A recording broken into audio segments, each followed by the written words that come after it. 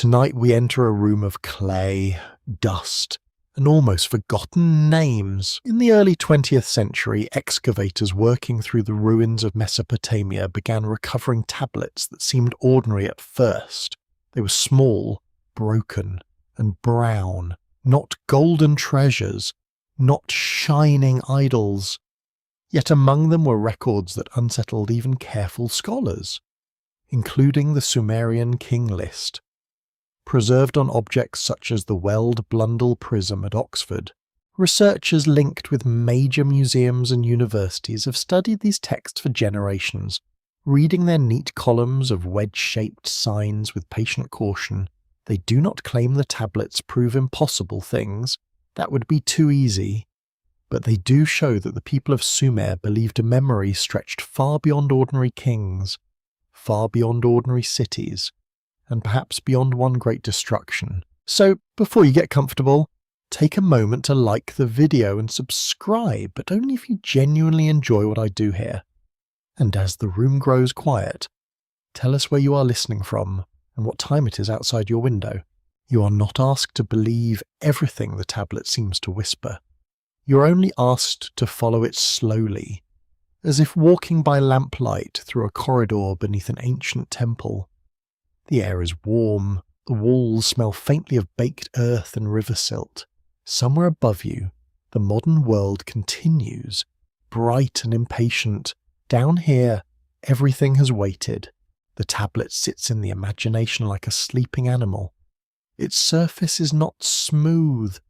It is ridged with pressure marks from a reed stylus, each mark pressed by a hand that never imagined electric lights, glass towers, or someone listening in the dark thousands of years later. You see the clay not as an object in a museum case, but as a survivor. It has endured floodplain damp, collapsed brick, conquest, looting or burial, and the careless weight of centuries. Records confirm that Sumerian scribes were writing in southern Mesopotamia by the late 4th millennium before the Common Era. That is a mainstream historical fact, taught carefully in universities from Chicago to Oxford, because the earliest writing was not born as poetry first. It began with accounts, measures, rations, names, an order, very human things. Grain comes in, beer goes out, sheep are counted, workers receive bread, and even the deepest mysteries often begin with paperwork, which is one of history's more gentle insults. Yet beside the accounts came stories. Beside the lists came memory. Beside the careful columns of kings came reigns so long that they seemed to belong to another kind of time. The Sumerian king list names cities where kingship was said to descend, and rulers who reigned before a great flood. Some reigns last tens of thousands of years. You feel the oddness immediately. No human body lasts so long. No palace roof holds its beams forever. No shepherd king eats breakfast for 28,000 years without someone eventually asking questions. Still, the scribes copied the names. That is the first quiet disturbance. Not that the numbers are literal, not that every reign must be counted like years on a schoolroom chart. The disturbance is that the Sumerians preserved a world before the world they knew. They imagined an age before the familiar order, before the cities whose ruins we now uncover, before the flood that divides memory like a blade drawn through wet clay. In that older age, someone ruled, someone arranged, someone survived. Your mind drifts toward the river plain, where the Tigris and Euphrates spread their gifts and dangers across low land. The sky is wide enough to make a person feel unfinished.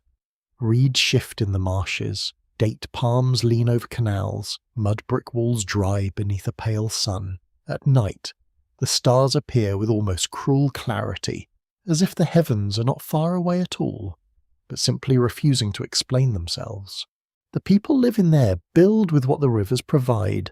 They shape mud into bricks, they press reeds into bundles, they raise temples on platforms and lifting sacred rooms above the flat earth. Their cities are not quiet. Donkeys complain in narrow lanes, sandals scrape against packed clay, bakers slap dough into ovens, Priests move through courtyards scented with oil, smoke, and warm wool, and somewhere in that world, scribes learn to make memory durable. They sit with clay tablets resting in their palms. Their stylus moves with small certainty. Each wedge is a decision, each line is a trap for time. You can almost hear the soft clicks as the reed touches the clay, a tiny sound that becomes louder across 5,000 years. The tablet at the heart of this story does not arrive with a thunderclap. It arrives as a fragment of a larger habit. Sumerian scribes loved lists, and perhaps that is why their civilization still speaks. They listed professions, gods, cities, animals, offerings, omens, and kings. They made the world legible by arranging it. But when they arranged the past, something strange entered the order. There were rulers before the flood. There were cities before the flood. There was kingship before the flood.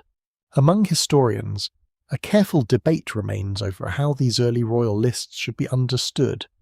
Some scholars read them as political theology, a way for later cities to claim ancient authority.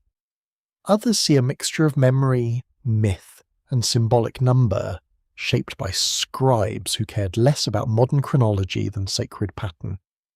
A few more adventurous voices wonder whether the lists preserve echoes of real catastrophes, distorted by time until history wears the mask of legend.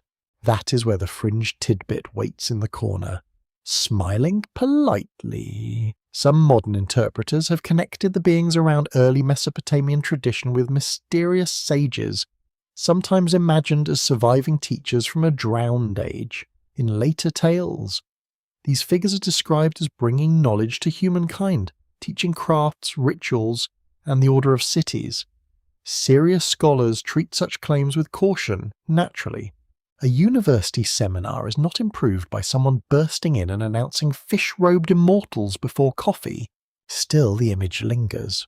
Beings who survive a first destruction. Not gods in the simple storybook sense. Not monsters either.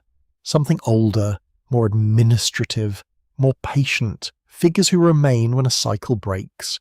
Figures who know the pattern because they have watched it happen more than once.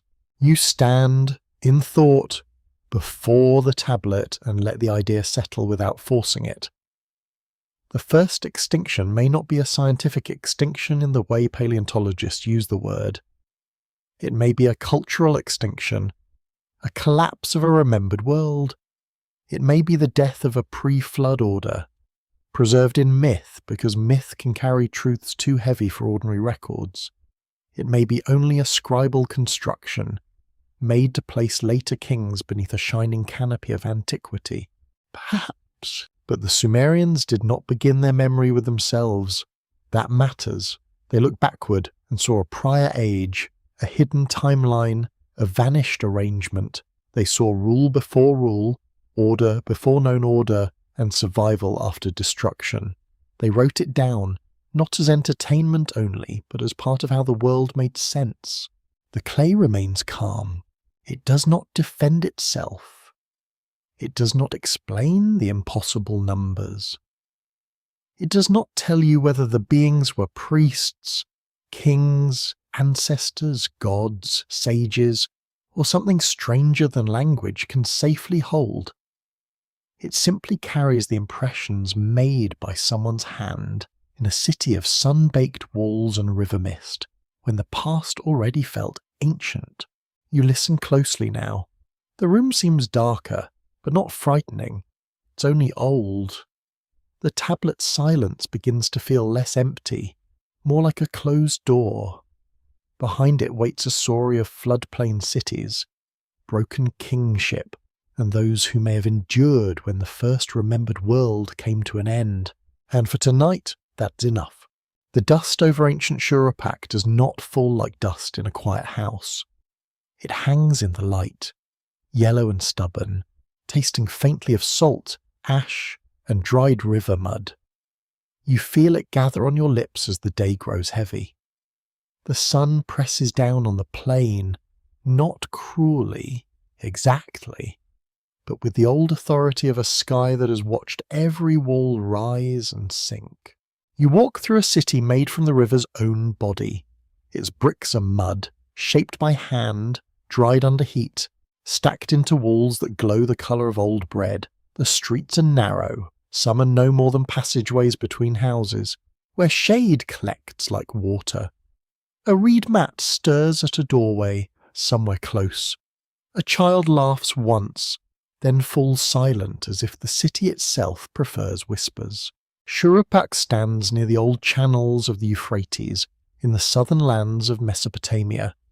Modern archaeology identifies it with a mound called Farah, where excavations uncovered houses, administrative tablets, and traces of a city active in the 3rd millennium before the Common Era. Scholars from major institutions have long treated Shurupak as one of the important early urban centres of Sumer. Its name carries a special weight because later tradition connects it with flood memory and ancient kingship. The city is not grand in the way later empires teach people to imagine power. There are no marble avenues here, no shining imperial arches, no stone lions guarding palace stairs. Everything is more fragile, more practical, more intimate. Walls crack, roof beams creak, courtyards smell of wool, smoke, dates, and damp grain. This is a civilization built from perishable things, yet somehow determined to outlast stone. You pass low houses with rooms gathered around open courts. The floor beneath your feet is hard-packed earth, polished by sandals, bare heels, and the thumb dragging of baskets. A clay jar rests half-buried near a threshold to keep its contents cool. Flies circle around a place where fish has been cleaned. A woman grinds grain with patient force, her arms moving in a rhythm older than writing. Listen carefully. The soundscape is small but endless. A donkey brays with theatrical misery. A potter turns clay with wet fingers. Reeds crackle in a cooking fire. Farther away, someone beats fibre into rope. The whole city seems to breathe through labour, through repeated motions that hold hunger at a distance for one more day. Records from early Sumer confirm that urban life depended on organised labour, ration systems, storage, and temple institutions. Archaeologists and historians studying early Mesopotamia at universities such as Yale and Pennsylvania have emphasised that these cities were not loose villages grown large by accident. They were managed landscapes, shaped by canals, fields, granaries, scribes, and obligations. Civilization here is not a sudden miracle. It is mud, sweat, planning, and many people pretending the irrigation schedule makes sense. The river gives and the river takes. That is the first law of this place. The Euphrates does not behave like a polite garden stream. It shifts, floods, silts, abandons channels, and creates new land while erasing old boundaries. One season brings plenty, another brings water where no water was invited. Fields may shine green beneath barley, then vanish beneath brown floodwater. Houses may be rebuilt so often that ancestry becomes a stack of floors underfoot. You look toward the marshes, the air trembles above them. Birds rise in sudden white confusion. Reeds sway higher than a person's head. Whispering in dry contact, beyond them, the water glints with a brightness that feels almost metallic. There is beauty here, but it is never separate from danger. Canal wall breaks, and a family's store of grain becomes a memory. A river changes course, and a district becomes useless. No wonder flood stories live here. Shurupak's later fame is tied to a figure remembered in Sumerian tradition as a survivor of a great deluge. In different versions of Mesopotamian flood traditions, a pious or chosen man receives warning, builds a vessel, and preserves life through catastrophe. Scholars continue to debate how much of this reflects real flooding events on the Mesopotamian plain and how much belongs to mythic storytelling. The cautious answer is usually both, which is satisfyingly untidy and therefore probably human. In the heat of the afternoon, the city seems to shimmer between fact and legend. You can see scribes moving through administrative buildings, carrying tablets that are still damp enough to wound with a fingertip. They are not thinking of eternity. They are thinking of barley allocations, livestock, deliveries, workers, and offerings. Yet the tablets they set aside will survive when baskets rot. Voices fade and names lose their faces. A small schoolroom waits near a courtyard. Young scribes sit with lumps of clay, practicing signs under the gaze of a teacher who has seen every possible kind of laziness. Their hands ache, their backs bend. They copy lists of words, animals, places, and professions. Each lesson makes the world more orderly. Until each mistake can be smoothed away while the clay is moist, which is a mercy life rarely offers elsewhere. The smell here is particular. Wet clay, warm straw, body heat, reed smoke, a little bit of sheep. It is not unpleasant once you accept that ancient cities were never designed for delicate noses. The modern fantasy of clean white robes moving through silent temples would not last 10 minutes in a real Sumerian lane. Real history has sweat under its jewellery, and yet, beneath the daily noise, there is a feeling of nearness to something vast. The people of Shuruppak live close to forces they cannot control. River, storm, disease, harvest, temple, sky. Their world is practical because it must be. Their myths are large because the dangers are large, and when water rises against a wall at night, theology is not abstract. It knocks. Your hand brushes a brick wall. The surface is rough and warm, with bits of chaff still visible inside the clay. That chaff once grew in a field. The field drank river water. A worker cut the stalks. Another mixed the straw with mud. Someone pressed the mixture into a mould, and the sun hardened it into a piece of shelter. A city is nothing but thousands of such moments, stacked until people call it destiny. A quirky tradition trails through the later memory of this land. Some ancient accounts imagine primeval wisdom coming through unusual beings linked with water. Figures who stand between river, sea, and city. Later readers sometimes picture them as strange-robed instructors emerging from the deep. Professional historians do not treat such images as literal reportage.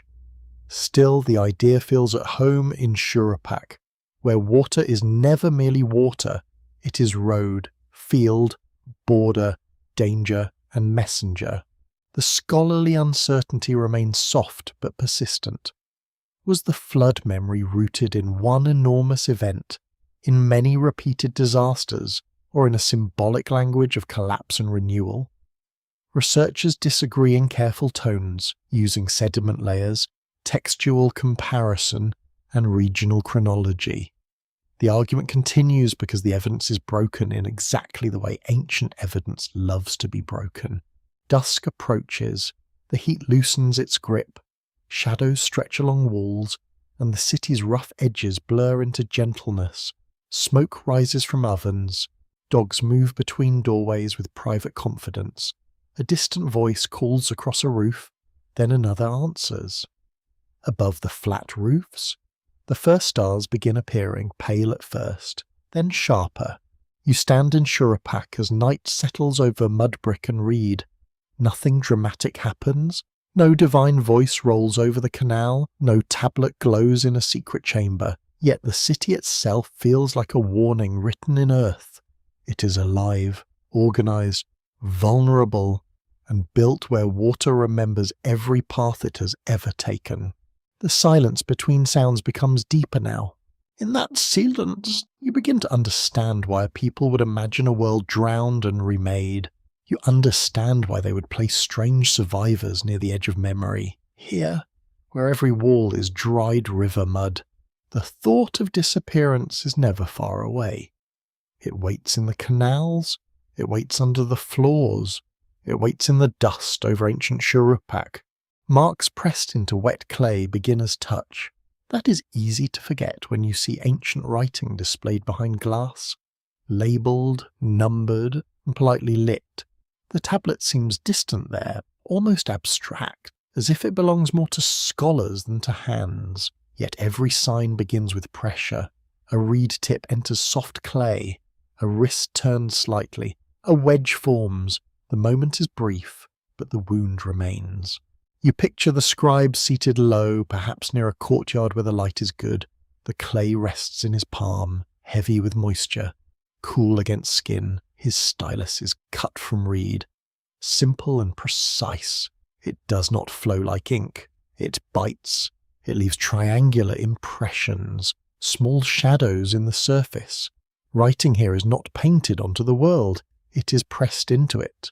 The room smells of damp earth and drying straw. Nearby, stacked tablets stiffen in the air. Some will be fired by accident when buildings burn. Some will dry hard enough to sleep underground for thousands of years. Some will crumble at a careless touch. The survival of memory can be absurdly dependent on disasters, storage habits, and whether someone drops something in the right kind of dirt. The earliest known writing in southern Mesopotamia developed from accounting practices late in the 4th millennium before the Common Era. Scholars at institutions such as the University of Chicago and Oxford have shown how early signs moved from pictorial marks toward more abstract systems. At first, many tablets recorded goods, workers, animals, and measures. The great machinery of civilization needed receipts. Apparently, even the dawn of history could not escape administration. But the same tool that counts sheep can also preserve a king. The same clay that records grain can hold a myth. That is where the tablet becomes more than an object. It becomes a threshold between daily management and cosmic memory. One side is practical, the other side is strange. You lean closer in thought and see the signs not as letters, but as tiny arrangements of force. Each wedge carries direction, angle, and depth. Some signs cluster like footprints, others stand apart with stern little dignity. The tablet is not a page as you know it. It is a landscape. Lines travel across it like furrows in a field. The surface has ridges, cracks, and hollows, each one catching light differently. A trained reader sees names where you see pattern, a city name, a ruler, a number, a title, a sequence. Yet even a trained reader must move cautiously, because broken clay has its own mischief. A missing corner may contain the word that steadies the whole meaning. A damaged line may leave a scholar choosing between two possibilities, both plausible, both slightly annoying. Ancient tablets do not care about modern confidence. One mainstream fact stands firm.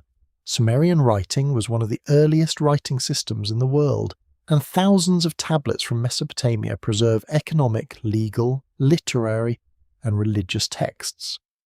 Major museums and university collections hold these tablets today, where specialists study their language, script, and historical setting. The evidence is physical, not airy. Clay can be weighed. Signs can be compared. Hands can be identified across tablets by their habits of pressure. Still, physical evidence does not remove mystery. It sharpens it. The tablet's marks suggest a world obsessed with classification. Sumerian scribes arranged reality into lists, and these lists trained memories. They listed trees, stones, gods, cities, fish, metals, and professions. They made knowledge portable, repeatable, and official. You may smile at the thought of an ancient student copying a list of goats with the same dispute a modern student brings to a grammar exercise. Time changes many things, but homework survives with suspicious strength. Inside that culture of lists, names become powerful. To name a king is to place him inside order. To name a city is to give it weight in the remembered world. To assign reign lengths, successions, and origins is to suggest that history is not chaos, but a chain. Even if some links are symbolic, the chain matters. It tells people where they stand. The strange part is that the chain reaches into darkness. Some tablets preserve names and patterns that seem to belong to a remote age, where human scale bends. Rulers reign for impossible spans. Cities receive kingship as though authority arrives from beyond human decision. A flood cuts across the line of memory, or the writing itself stays calm. It does not pause to apologize for unsettling you. It simply gives the names, the places, the numbers, and the terrible dividing event. Among scholars, an open debate surrounds the purpose of such lists. Were they political tools created to legitimize certain cities? Were they theological maps showing that kingship belonged to divine order? Were they attempts to reconcile local traditions into one grand sequence? Researchers at leading universities continue to weigh these possibilities. Because the texts appear both historical and symbolic, they are not simple chronicles, they are memory arranged into authority. A fringe tidbit hides among the more cautious readings. Some modern enthusiasts claim that unusual reign lengths indicate non-human rulers, survivors from a world older than known civilization. Others connect the numbers with astronomy, sacred mathematics, or lost priestly cycles. Professional historians do not accept these claims as proven, yet the weirdness of the numbers remains real, even when interpreted symbolically. They are meant to make time feel vast. You let that vastness settle over the room. A tablet is small enough to fit in a hand, but it can open onto a timeline too large for comfort. This is the quiet power of clay. It refuses to look impressive. It does not sparkle. It does not sing. Yet it can carry the thought that civilization has roots sinking deeper than remembered generations, perhaps into a time shaped by catastrophe. The scribe may not feel he is preserving a hidden truth. He may be copying a standard text, obeying a teacher, serving a temple, or updating an archive. He may be tired, his shoulder may ache, he may be thinking about dinner, debt, or the irritated sound of a neighbour's goat. History is often made by people who would rather be finished for the day. But his marks remain, the clay dries, the soft surface hardens around the signs. What was touch becomes text. What was a motion of the hand becomes a voice without breath. The tablet enters storage, perhaps on a shelf, perhaps in a basket, perhaps among other records whose meanings overlap like murmurs in a crowded room. You imagine rows of tablets in a scribal house, each one holding a controlled fragment of the world, grain measures, legal disputes, hymns, school exercises, royal names, sacred stories. Some are ordinary, some are solemn, some are strange enough to make the air feel colder. One tablet speaks of a bullet or sword, another speaks of divine order, another hints that memory has a drowned seam. The marks do not reveal everything at once. They make you wait. They ask for patience, for comparison, for humility. The tablet surface becomes a kind of night sky, full of signs whose arrangement must be learned before meaning appears, and even then, some stars remain unnamed. So you remain close to the clay, not forcing it to become proof of a fantasy, not flattening it into a dull administrative object either. It is both humbler and deeper than that. It is a handmade survivor from a civilization that believed words could bind time, that believed names deserved preservation, and that believed a great rupture stood behind the world of cities. The room grows still around the tablet. The damp clay of its beginning is long gone, yet the pressure remains. A hand pressed signs into wet earth, and through those small deliberate wounds, an older darkness still looks back. Before the first kings of familiar history, the tablet offers names that seem to stand in mist. They are not the kings whose campaigns are carved on monuments with spears, captives, and muscular confidence. They are older than that kind of royal noise. They belong to a time when kingship itself appears almost like a sacred object, handed from city to city under the gaze of powers no human council could command. You find yourself in the presence of a list. At first, even all that sounds disappointingly plain, but a list is not a battle. A list has no trumpet, no palace intrigue, no dramatic servant overhearing something scandalous behind a curtain. Yet the Sumerian king list is one of the strangest documents ancient Mesopotamia has left behind. It organizes rule as a sequence, beginning not with ordinary kings, but with kingship descending from heaven, The phrase is calm. That makes it more unsettling. Kingship descends. It is not invented by human beings in a meeting. It is not seized by the strongest man in the room, although plenty of kings later behaved as if that was the whole method. In the world of the list, kingship comes down like weather, like command, like a burden wrapped in divinity. It lands first in cities whose names feel half historical and half dreamlike. And their rulers hold power for reigns beyond any normal life. One ruler is given tens of thousands of years. Another receives a span so vast that ordinary human biography collapses under it. You can try to imagine such a reign, but the mind resists. A child is born, grows old, dies, and becomes an ancestor. Generations pass like reeds in floodwater. Walls rise and fall. Canals are cut, silted, cut again. Still the list says the ruler remains. This is not time as a modern historian usually measures it. It is time expanded until it becomes sacred atmosphere. The numbers do not simply inform, they overwhelm. They tell you that the earliest age is different in kind, not merely earlier in date. It is a world where power lasts too long, where human limits blur, where the ordinary scale of a body no longer rules the story. The mainstream fact is clear enough. The Sumerian king list survives in multiple copies from ancient Mesopotamia, and one famous version is preserved on the Weld Blundell Prism in the Ashmolean Museum at Oxford. Scholars have studied its variants carefully, comparing names, reign lengths, city sequences, and political motives. The text is not a single perfect record from the dawn of time. It is a tradition copied, shaped, and used by later scribes. That makes it more human, not less fascinating. You imagine a scribe copying the list in a room smelling of warm clay and lamp smoke. He knows he is handling something important. The names are old. The sequence has authority. Perhaps his teacher corrects him sharply when a sign means wrong. Perhaps the student mutters under his breath. As students have always done, because even sacred history becomes homework when copied enough times. Still, the list carries prestige. It says that cities rise in a divinely ordered sequence. Eridu receives kingship, then another city, then another. Rule moves like a flame passed from lamp to lamp. No city owns it forever.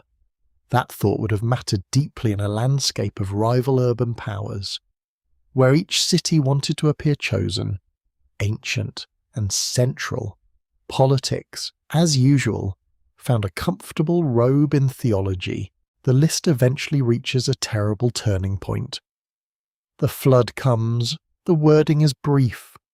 Almost too brief for the size of the event. A world of long-reigning rulers and sacred cities is interrupted by water.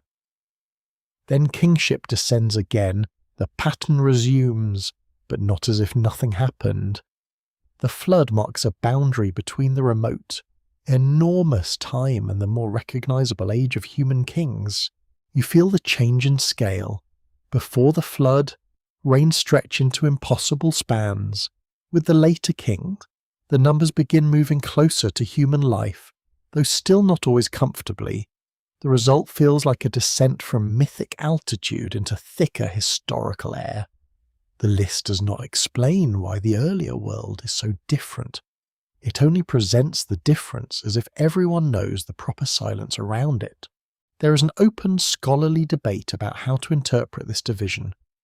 Some historians argue that the list was a political composition designed to show that legitimate rule moved through chosen cities in a single line. Others treat the pre-flood material as mythic tradition attached to later historical memory. Still others suggest that the flood boundary preserves an ancient cultural memory of serious regional flooding, transformed over centuries into a cosmic reset. No careful scholar needs to make the tablet stranger than it already is. The fringe tidbit is almost unavoidable. Some modern readers look at the pre-flood rulers and see not symbolic kings, but beings who survived from a prior world.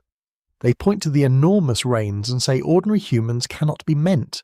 They imagine rulers, sages, or watchers belonging to a forgotten order that collapsed in the flood, leaving only names and numbers behind. This is not established history. It is a shadow cast by unusual evidence onto a very eager wall. Yet even a cautious listener may feel why the idea persists. The list creates a ladder into deep time, and the upper rungs disappear into cloud. It is natural to wonder what kind of figures stand there. Ancestors, gods, legendary founders, priestly metaphors, memories of chiefs enlarged by retelling, or something that the Sumerians themselves did not wish to reduce into plain language. You stand beside the tablet and notice how little it behaves like a modern history book. It does not argue its case, and it does not explain sources. It does not tell you which parts are metaphor and which parts are memory.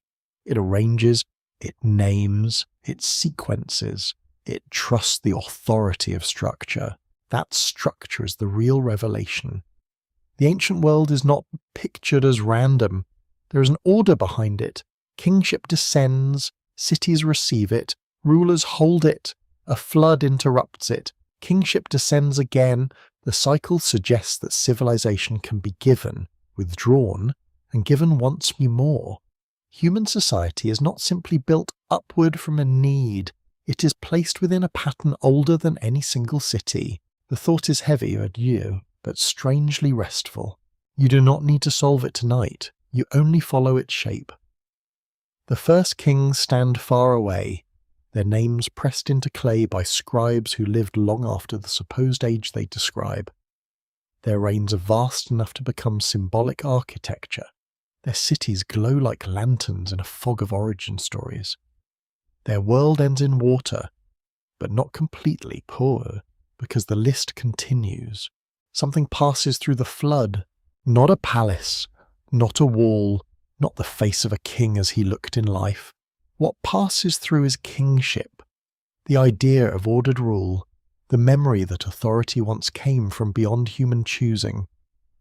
The beings who held it before ordinary history remain indistinct, but their outer line still presses against the clay. You can almost feel the scribe's hand moving across the tablet. Each name lowers another stone into the dark well of time. Each number lengthens the rope. You listen for the splash at the bottom, but it does not come. The well is deeper than that.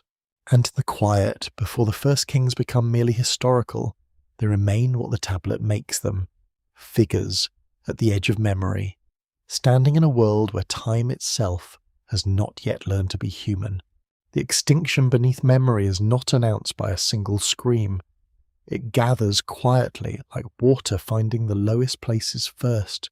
A field grows too wet, a storage pit smells wrong, a wall begins to lean. The sky holds its grey weight for another day, and another. Until people stop pretending the river is only visiting, you stand on the edge of an ancient floodplain and watch the world lose its edges. Paths vanish first, then field boundaries blur, then canals, once the pride of human planning, become confused with the flood itself. The careful map of labour, ownership and ritual dissolves into one moving surface, brown and patient. Civilization has many impressive words for control. Water has fewer words and better results. In southern Mesopotamia, floods were not rare legends, but physical realities. Archaeologists have found flood deposits at several ancient sites, though not always from the same date or the same event. That matters. It suggests that flood memory may have grown from repeated disasters across the alluvial plain, later woven into larger stories of world-ending water. Universities and museums have long treated these deposits carefully, because mud can preserve evidence, but it can also mislead those in a hurry. The old catastrophe does not need to be global to feel total. For a farmer whose house, field, animals, shrine, and relatives vanish beneath water, the whole world has ended. The horizon is not a globe. It is everything a person can reach, name, feed, fear, and love. When that horizon sinks, The soul does not pause to calculate geological scale. Perhaps this is how an extinction enters memory, not as the death of every creature, but as the death of an order. A social extinction, a city extinction, a language of life washed from the ground, leaving survivors to explain why the known world disappeared, or they may not say. The canal system failed under regional hydrological pressure. Sensible of them. Honestly. They say the flood came. They say the gods decided, so they say one age ended. The air before the storm smells metallic. You feel it in the teeth. Reeds bend without wind. Birds gather in restless patches above the marsh. Dogs whine near doorways. People look at the river more often than usual, pretending not to. The elders remember past flood, but this one has a heavier silence around it. It is not height alone.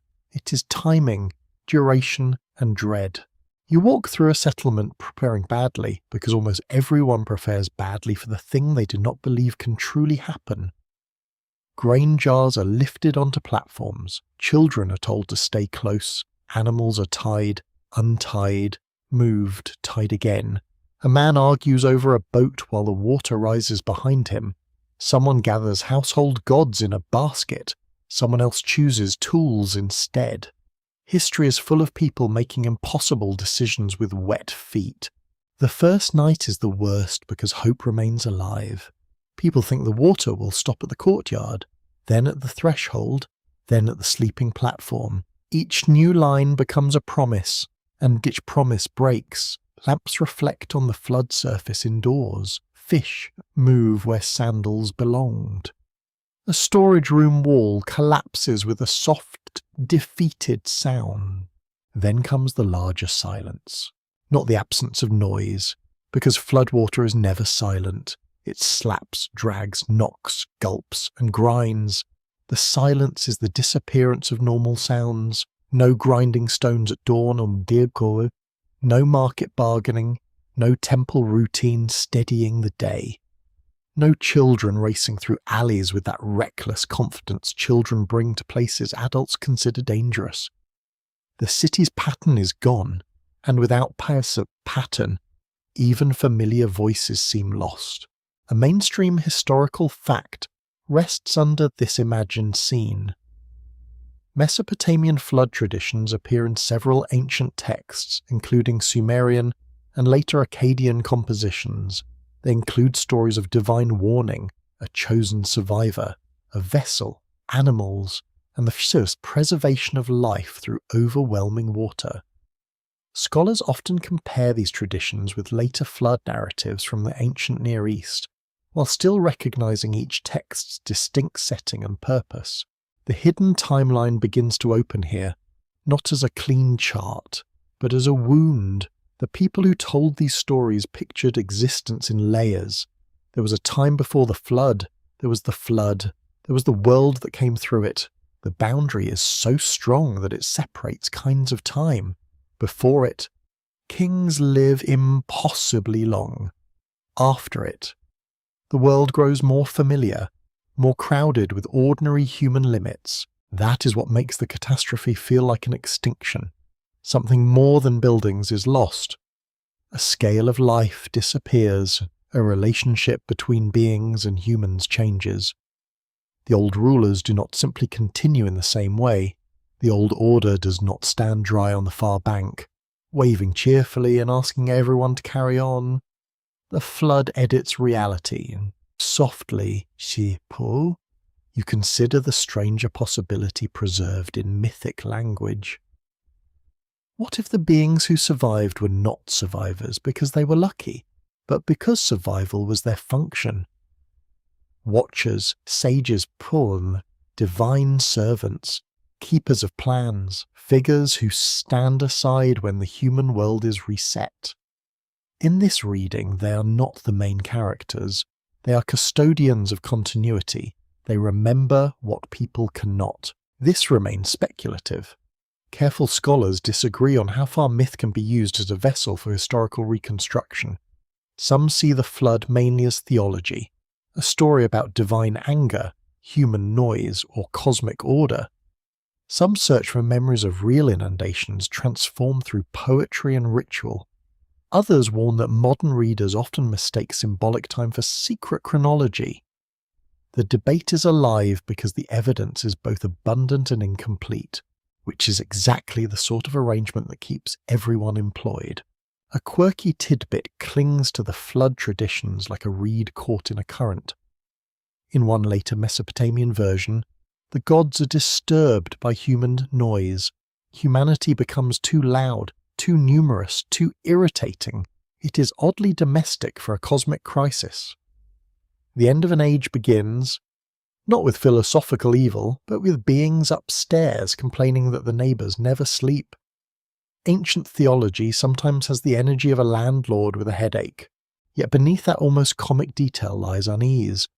Noise means growth, growth means cities, cities mean labour.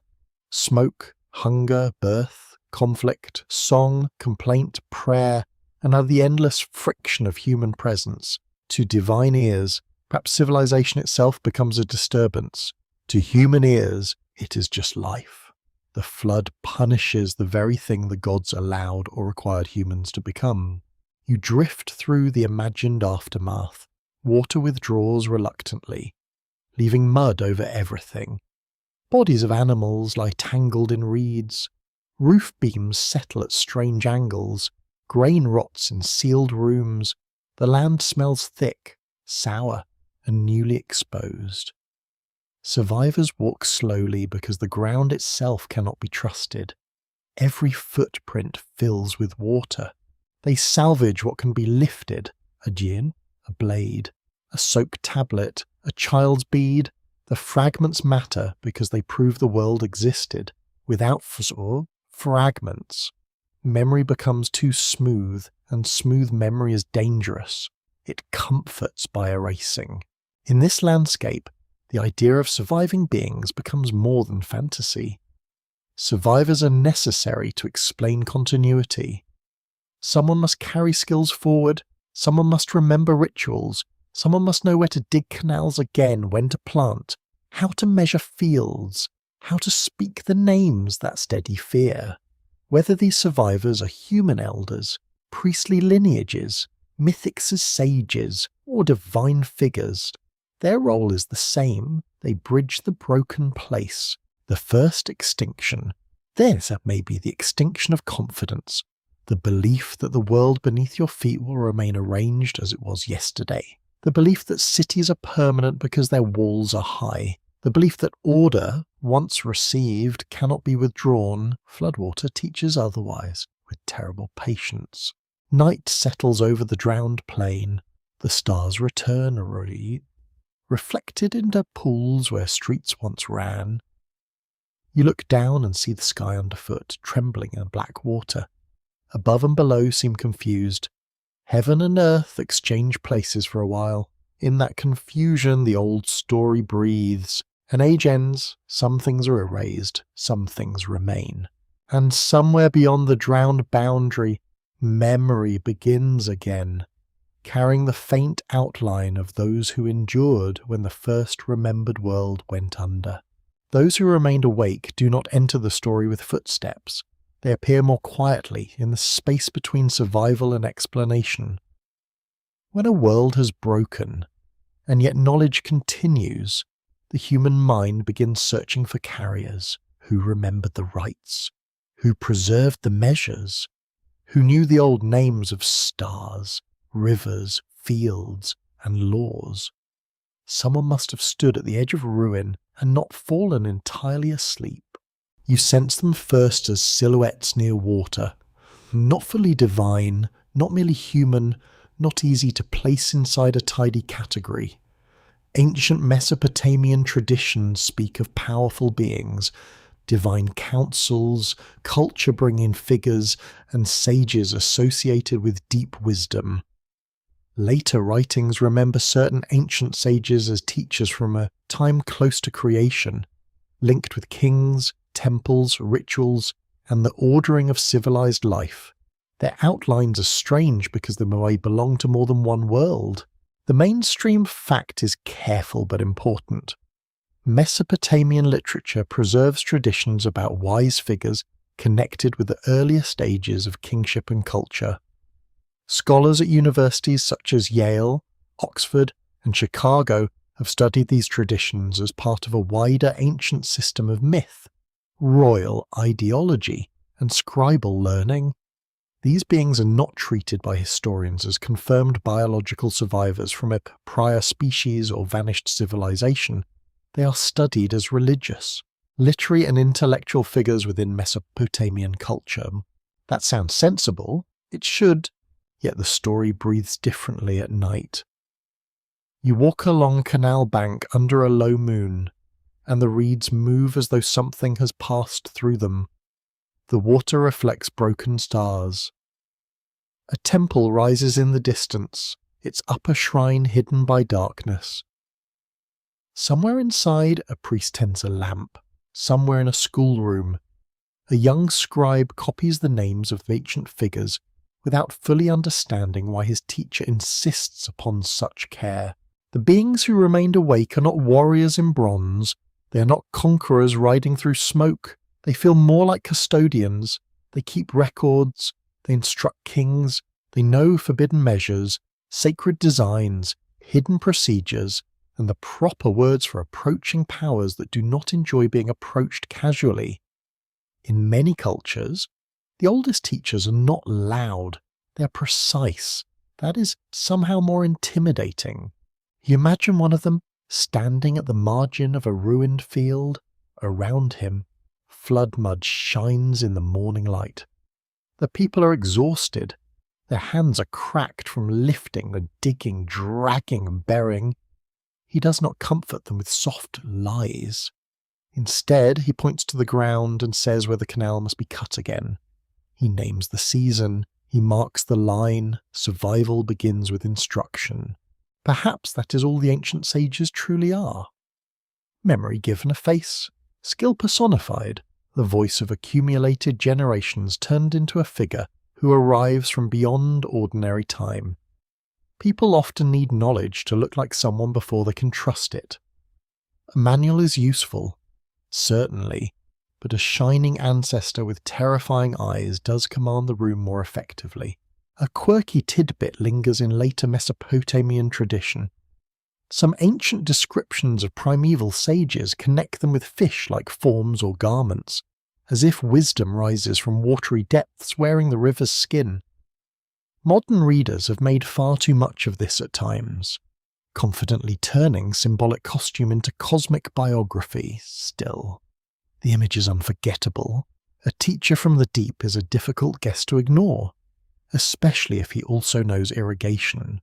You feel the damp smell of the marsh, carries rot, green reeds, and warm animal life. Frogs call from hidden places.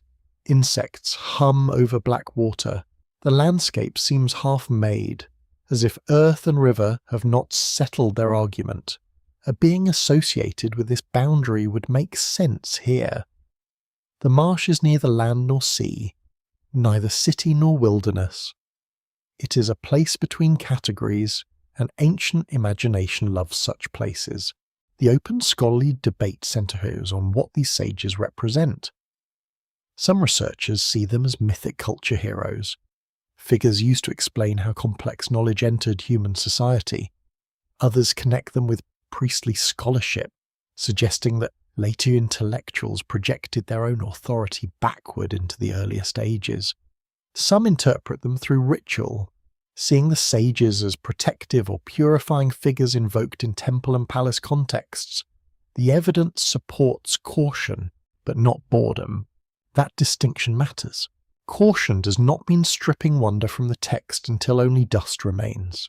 It means allowing ancient imagination to remain powerful without forcing it into modern fantasy.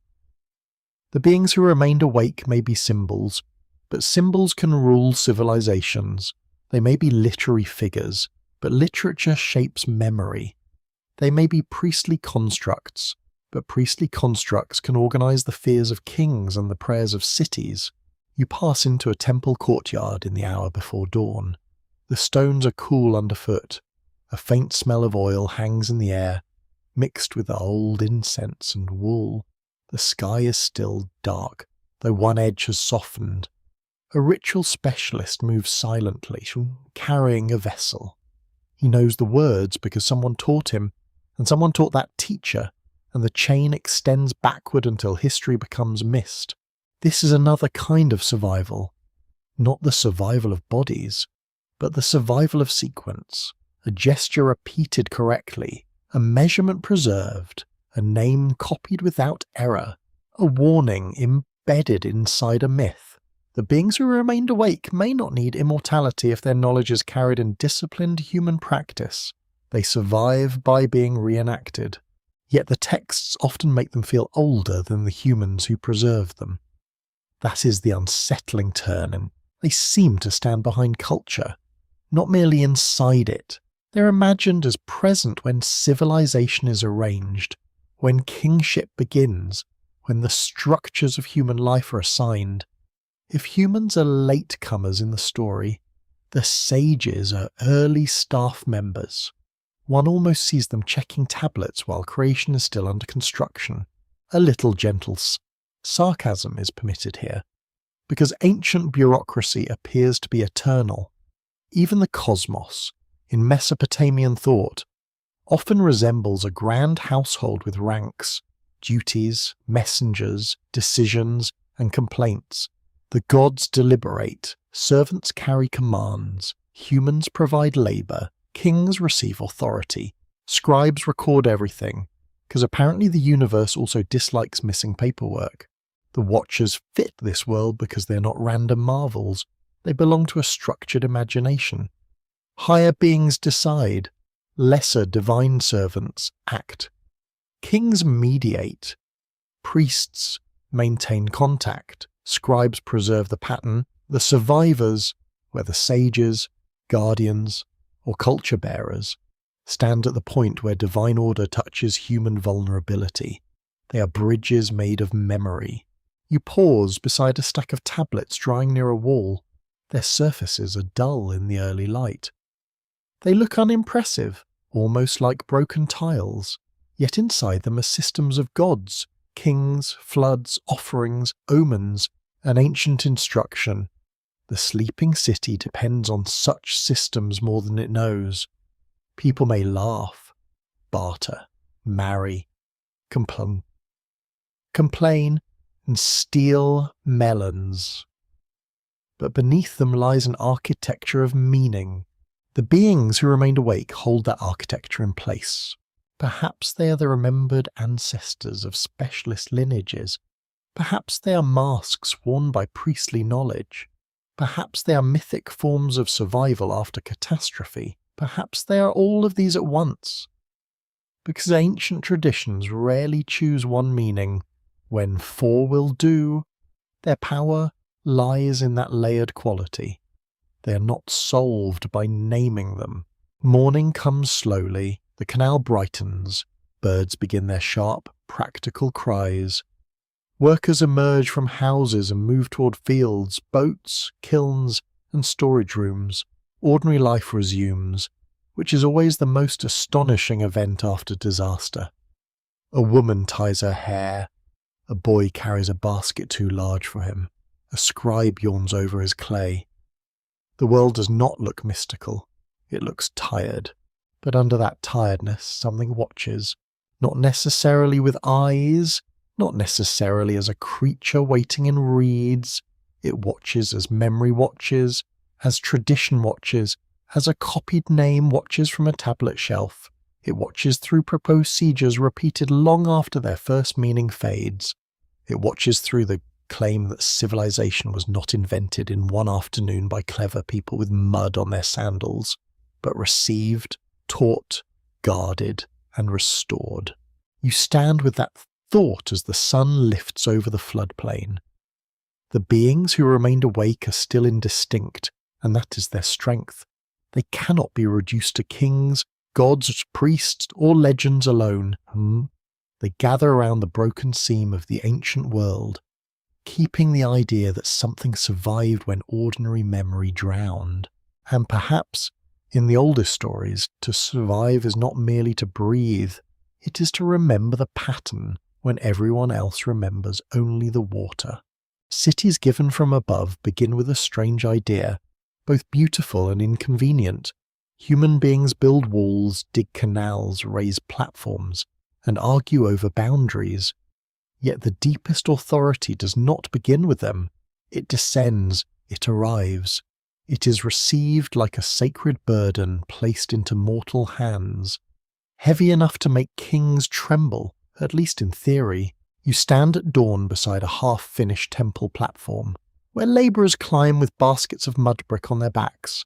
The air smells of wet earth, sweat, and crushed reeds. Men call to one another in short bursts.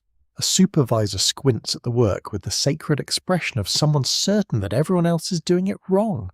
Above the city, the sky is pale and immense, untouched by the dust below. The Sumerians imagined cities as more than crowded settlements. Each major city belonged to a divine patron, a great power whose temple anchored its identity: Eridu, Uruk, Nippur, Lagash. And others were not merely dots on a map, they were sacred households, earthly centres of divine presence, and political communities tied to cosmic order. Historians at universities such as Pennsylvania and Oxford often emphasize how religion, economy, and civic life were inseparable in early Mesopotamia. That fact changes the feeling of every street. A canal is not just useful water management, it belongs inside a world maintained through ritual and command.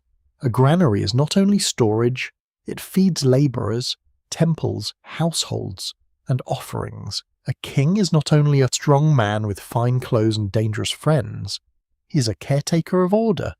At least when this propaganda is behaving itself. You move through the city as it wakes. Bakers open ovens glowing with red heat. Potters arrange vessels in courtyards. A butcher washes his hands in a basin, and the water turns cloudy somewhere. A singer practices a temple hymn in a voice still rough from sleep. The world is ordinary, but the ordinary is held inside sacred structure. That is the thing you begin to feel. Nothing stands alone. A city's foundation could be remembered as a divine gift. Plans, rituals, offices, measurements, and kingship itself might be described as belonging first to the gods. Humans receive them and enact them, sometimes faithfully, sometimes with all the grace of tired mammals under pressure. This does not mean people did not innovate. Of course they did. Canals do not dig themselves, unless the gods were hiding a very efficient shovel, but the language of descent matters. It tells you that civilization is not imagined as a random accident. It is a transfer, a structured gift from a higher realm into the dangerous world of mud, hunger, and weather. And once a gift descends, it can be lost, it can be withdrawn, it can move to another city. That possibility gives the landscape a faint nervousness. The Sumerian king list expresses this with stark clarity. Kingship descends from heaven and is established in one city, then later moves elsewhere. The sequence gives political order a cosmic frame. Scholars read this as royal ideology because it helps explain why one city may claim leadership over others, yet it also preserves a deeper imagination, where authority travels through history like a divine current. You pause before the temple platform. Its stepped mass rises above the flat settlement, not because the gods need exercise, but because height changes meaning. From the upper shrine, the city can be seen as a whole: fields, canals, streets, workshops, and houses spread outward like an arranged offering. The platform makes the city vertical. It draws earth towards sky. The breeze carries the scent of bitumen, sharp and tear-like, from a place where workers seal boats or waterproof baskets. Somewhere nearby, wool is being cleaned, and the smell is powerful enough to remind you that antiquity was not curated by museum staff. Sacred cities still smelled of animals. Divine order had flies. This is comforting in a strange way. It means the ancient world was never less real because it was holy. A quirky tidbit appears in traditions surrounding Eridu, often remembered as one of the oldest cities in Sumerian sacred geography. Later Mesopotamian thought sometimes treated Eridu as a place of primeval wisdom, associated with deep waters and divine knowledge. Modern fringe writers have occasionally turned it into the headquarters of impossible visitors from the stars. Archaeologists, with admirable restraint, tend to prefer pottery, temple levels, and settlement history. Still, Eridu's aura is not invented by modern fantasy. Ancient people themselves saw it as deeply old. Excavations revealed a long sequence of temples built and rebuilt on the same sacred spot, showing continuity of religious importance across many centuries. That is a mainstream historical fact, recognized in studies of early southern Mesopotamian urbanism. The repeated rebuilding matters because it shows memory made architectural. One shrine rises upon another, like prayers stacked in clay. You imagine standing there in an earlier dawn, long before later empires polished the myths. The ground is damp near the marsh edge. Birds step through shallows. Smoke rises from cooking fires. A priest carries water in a vessel, moving with the care of someone handling more than water. The city feels young, but its rituals already point beyond youth. It behaves as if it has inherited something. This is the hidden system beginning to show. Cities are not equal accidents. They are nodes in a sacred arrangement. Kingship can descend. Divine powers occupy temples. Human labor sustains the houses of the gods. Scribes record the exchanges. Ritual specialists maintain correct contact. Farmers produce grain. Workers move earth. The entire system depends on the belief that heaven and city are connected by obligation. The open scholarly debate concerns how these beliefs developed. Did temple institutions grow gradually from local household cults and communal storage systems? Did religious authority help organize labor for irrigation and building projects? Did political rulers later reshape older traditions to justify their dominance? Researchers from leading universities continue to argue these questions through archaeology, texts, and comparative history. The answer is probably layered, because ancient society was not kind enough to simplify itself for lectures. You feel the layering under your feet. Beneath the street are older streets. Beneath the temple are older shrines. Beneath the king's title are older titles, older claims, older anxieties. Civilization here is not a straight line. 'Tis a mound. Each generation builds on the packed remains of another, until the city rises physically from its own memory. That is why the idea of beings who bring order from above feels so persuasive in this landscape. When people inherit canals they did not first cut, rituals they did not first speak, and temple plans older than their grandparents, culture itself can feel delivered. No single person remembers the beginning. The beginning must be placed elsewhere, above, before, beyond. You watch labourers hauling bricks up the temple slope. Their feet press into dust. Their shoulders shine with sweat. They may believe the work pleases a divine patron. They may also believe their ration of bread and beer had better arrive on time. Human motives rarely stand in pure robes. Sacred duty and lunch have always shared a courtyard. Yet from such mixed motives, cities endure. The platform rises, the temple opens, offerings are carried, names are spoken. A king stands before the god and claims legitimacy, not as inventor of order, but as servant of something older. That claim can be sincere, manipulative, or both. Ancient politics was quite capable of multitasking. As twilight approaches, the city changes colour. Mud brick turns gold, then rose, then brown. Smoke softens the edges of roofs. The temple platform holds the last light longest, as if the sky is reluctant to let it go. You stand below it and understand why height mattered. From here, kingship descending from heaven is not a sentence. It is a feeling built into architecture. Cities given from above are not passive.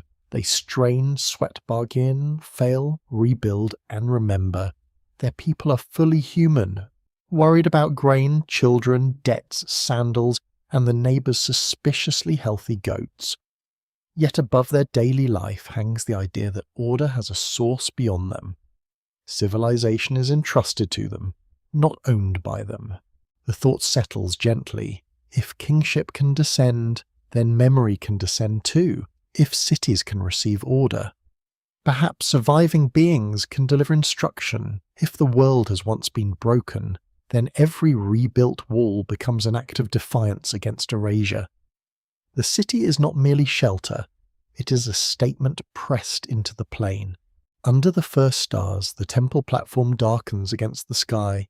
The streets quiet, a final cart creaks through dust.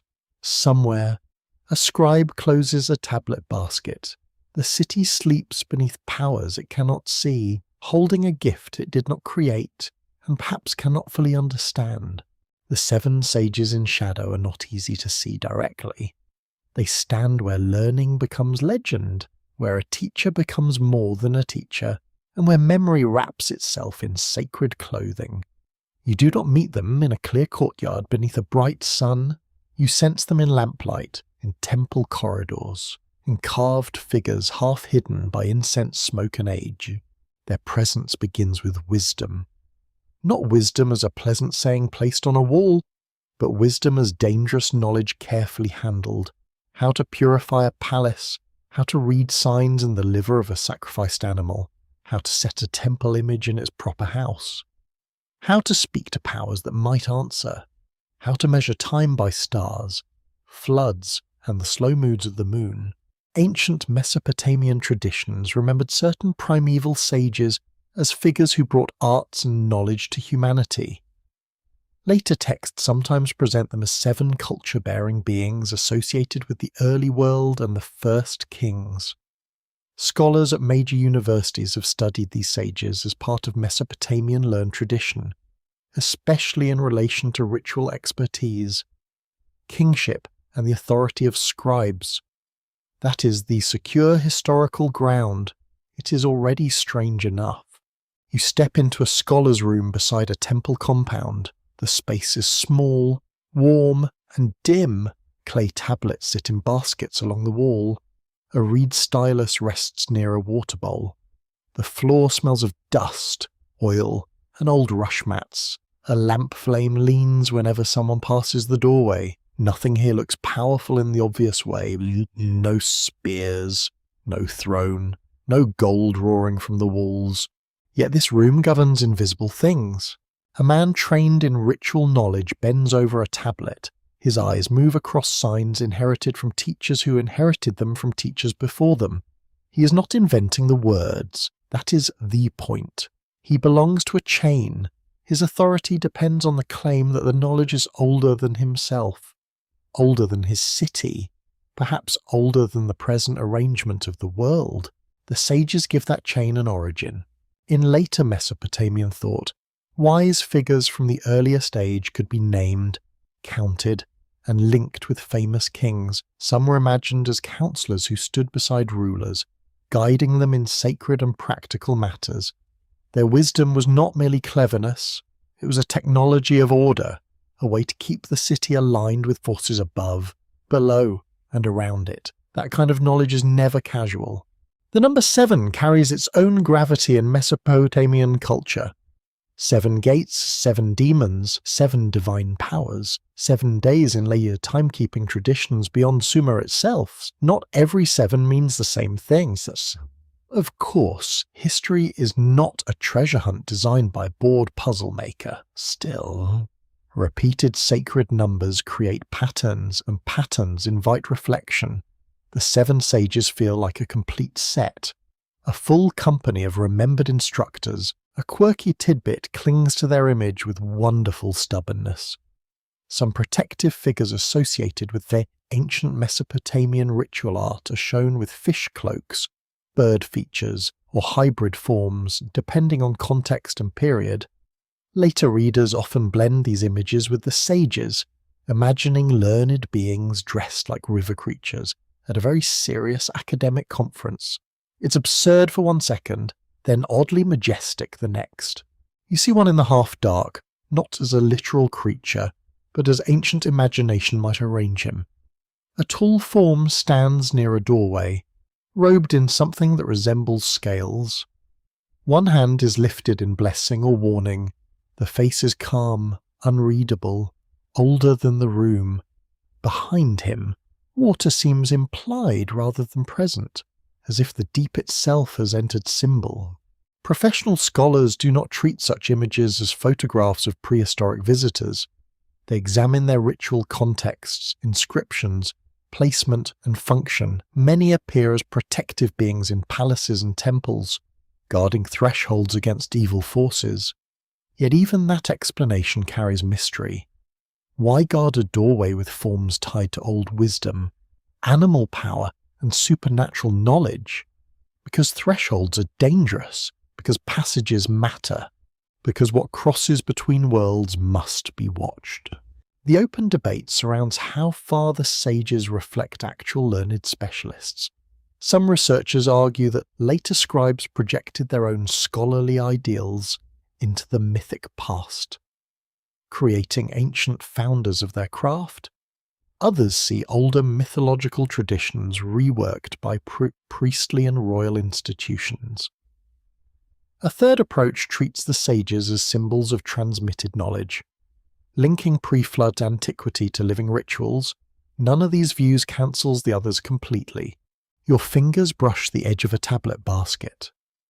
The clay inside has dried to a hard dullness, but it still feels vulnerable. A basket can burn, a roof can collapse, a careless hand can break a corner and send a scholar 2,000 years later into quiet despair. Knowledge survives through discipline, but also through luck, which is rude of it. The sages stand against that fragility. They are imagined as beings who carry knowledge across rupture. If a flood erases fields and houses, the pattern of civilization must be restored from memory. If the old cities fall, someone must know the chants, the measures, the stars, the designs, the offerings, the warnings. The sage is the answer to a terrible question. How does order return? Perhaps the answer is not one being, but many human teachers remembered as one sacred group. Perhaps the answer is a priestly lineage made mythic. Perhaps the answer is a deep cultural intuition that survival requires more than food. You can survive a disaster and still lose the world if you lose the instructions for living inside it. That is a darker thought. A city can rebuild walls from mud. It can plant barley again if seed remains. It can breed animals again if some survive. But what about law? What about ritual calendars? What about the names of gods and the proper days to call them? What about the measurements that keep a canal from ruining a field? Civilization depends on knowledge that feels obvious only while it is unbroken. The sages in shadow preserve that unbrokenness. You hear the scratch of reed on clay. A student copies a line about ancient wisdom, not because he is in awe, but because the teacher will check the tablet. His stomach may be growling, his attention may wander. Outside, someone shouts about a missing goat. Yet, through this ordinary irritation, a sacred tradition moves forward. The great river of knowledge often passes through very bored young people. The lamp flickers. The teacher recites a name. The student presses it into clay. The name belongs to a figure who may never have walked in human form, yet whose existence in tradition gives authority to the act of copying. The room becomes crowded with unseen presences. Teachers, dead teachers, divine paeans, ancient sages, and the anxious expectations of exams all gather around the tablet. In this atmosphere, the seven are less like characters and more like pillars. Each one supports an idea of knowledge descending into human life. They stand near kings because kings need legitimacy. They stand near temples because temples need correct ritual. They stand near scholars because scholars need ancestry. They stand near catastrophe because catastrophe needs survivors who remember what to restore. You move toward the doorway, where the outside air feels cooler. The city is quiet now. A dog noses through refuse near a wall. A distant drum beats once, then again, perhaps from a ritual, perhaps from someone with poor timing. Above the rooftops, the stars appear, not as decoration, but as a written system waiting for interpreters. The sages belong to that sky as much as to the water. They connect depths and heights, the marsh and the heavens, the lost age and the living city. They are not simple beings. They are memory given a guarded shape, wisdom wearing a mask, continuity standing at the threshold with one hand raised. You do not solve them, you let them remain partly hidden. That is how they have always survived best. In shadow, they are not reduced to one explanation. They continue to suggest that the first destruction did not erase everything, because somewhere, somehow, knowledge remained awake. And in the dim scholar's room, the stylus touches clay again. River mud and star knowledge belong together in Sumer more naturally than they first appear. One lies underfoot, thick, brown and practical. The other shines overhead, distant, cold and impossibly clean. Yet the people of the floodplain need both. Mud gives fields, bricks, jars and tablets. Stars give rhythm, omen, season, and the uneasy feeling that the sky is watching the accounting department. You stand at the edge of a canal before sunrise, when the world is still blue and unfinished. The mud is cool beneath your sandals. It grips gently.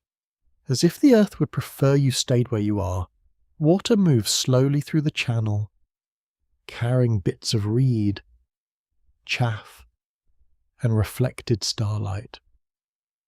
Somewhere in the dark, a bird makes a harsh sound, then thinks better of continuing. A field waits nearby, divided by low ridges. Barley shoots rise in neat green lines. This order is not accidental. It depends on timing, measurement, labour, and constant attention. A canal must be opened at the right moment, closed at the right moment, cleared before silt thickens, repaired before a bank fails. One lazy week can ruin a season. Nature is generous here, but she insists on paperwork. The mainstream fact is well established. Early Mesopotamian civilization depended on irrigation agriculture, especially the careful management of water from the Tigris and Euphrates river systems. Scholars at institutions such as Harvard, Yale, and the University of Chicago have examined how canal networks, grain production, and administrative record-keeping supported urban growth. Cities did not float into being on poetry. They were fed by fields, schedules, and aching backs. Yet agriculture also requires attention to the sky. The year must be understood, the seasons must be marked, planting, harvesting, festivals, labour duties, and offerings all depend on time being made visible. In this landscape, the sky is not remote decoration, it is a calendar spread overhead. The moon changes, certain stars appear before dawns, heat gathers, rivers rise, birds migrate, the world gives signs, but signs require readers. You lift your eyes from the canal to the fading stars. They seem scattered, but the trained observer sees order. A bright star returns at a known season. The moon grows and shrinks in a familiar rhythm. The horizon becomes a measuring tool. You can imagine generations of observers watching from rooftops, temple platforms, field edges, and courtyard thresholds, learning the slow grammar of heaven. Later Mesopotamian astronomy would become highly sophisticated, with detailed observations, omen texts, and mathematical methods developed especially in Babylonia. That later achievement had roots in older habits of watching, counting, naming, and recording. The same cultural instinct that listed sheep could list stars.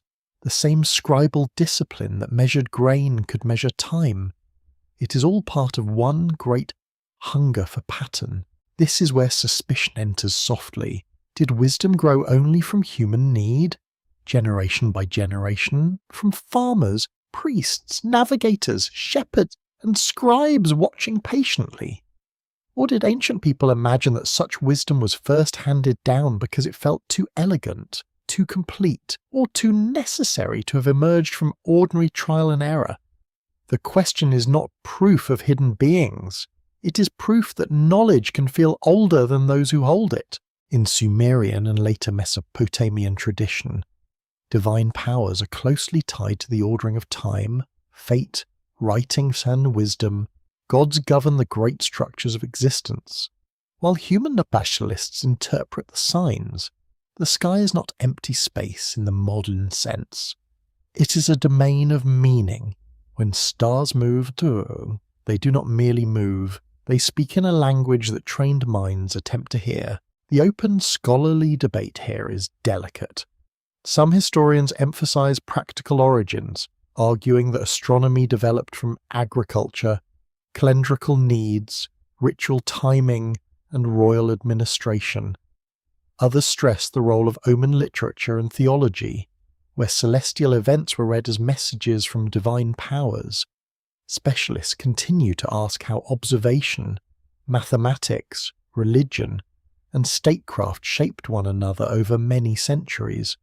The answer is tangled, which is inconvenient, but wonderfully honest. A quirky fringe tidbit often attaches itself to Mesopotamian star knowledge. Some modern writers claim that ancient astronomical skill must have come from visitors, survivors, or beings with access to lost sciences.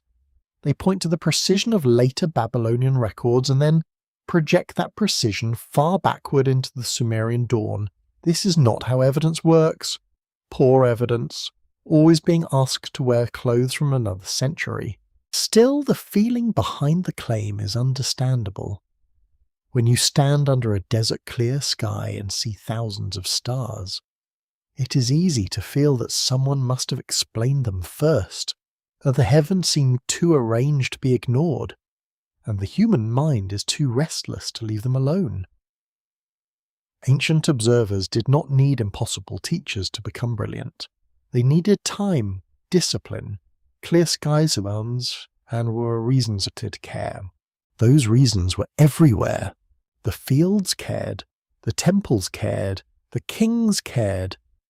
A poorly timed festival could offend more than the calendar. A harvest predicted wrongly could mean hunger. A lunar omen might trouble a ruler. An eclipse might demand ritual response. The sky entered politics, farming, worship, and fear. Knowledge of it became power, and power always attracts stories about origins. You walk toward a temple platform as the sun begins to rise. Its upper levels catch the first light while the streets below remain grey. A priest or scholar may have watched from such a height, though not in the romantic loneliness modern imagination enjoys. He was probably surrounded by duties, colleagues, complaints, and the ancient equivalent of someone asking whether a tablet had been filed correctly. Even so, the view would have mattered. From above, the city becomes a diagram. Canals cut lines through fields. Roads curve around buildings. Courtyards open like small squares of shadow. Smoke rises in thin columns. Beyond the walls, the plain stretches outward, crossed by water and labour. Above it all, the last stars fade. Earthly order and heavenly order seem to mirror one another for a brief breath. Perhaps this is why inherited wisdom felt sacred. It joined mud to stars. It told people when to cut canals, when to sow seed, when to honour gods, when to fear omens, and when to wait. It made survival feel less like guessing. In a dangerous world, reliable pattern can feel divine. Your hand closes around a lump of damp clay from the canal bank. It is ordinary, almost embarrassingly so. This same substance can become a brick, a jar, a tablet, a seal impression, or a floor beneath sleeping children. It can hold water out, hold grain in, or hold words for millennia. Mud is not lowly here, it is the medium of civilization. Above you, the sky loses its stars to daylight. That disappearance is not an ending. The stars remain unseen, waiting for their appointed return. This too becomes a lesson. What vanishes may not be gone. What is hidden may still govern. What cannot be seen in sunlight may reappear when the world grows dark enough. The beings associated with ancient wisdom belong inside that same rhythm.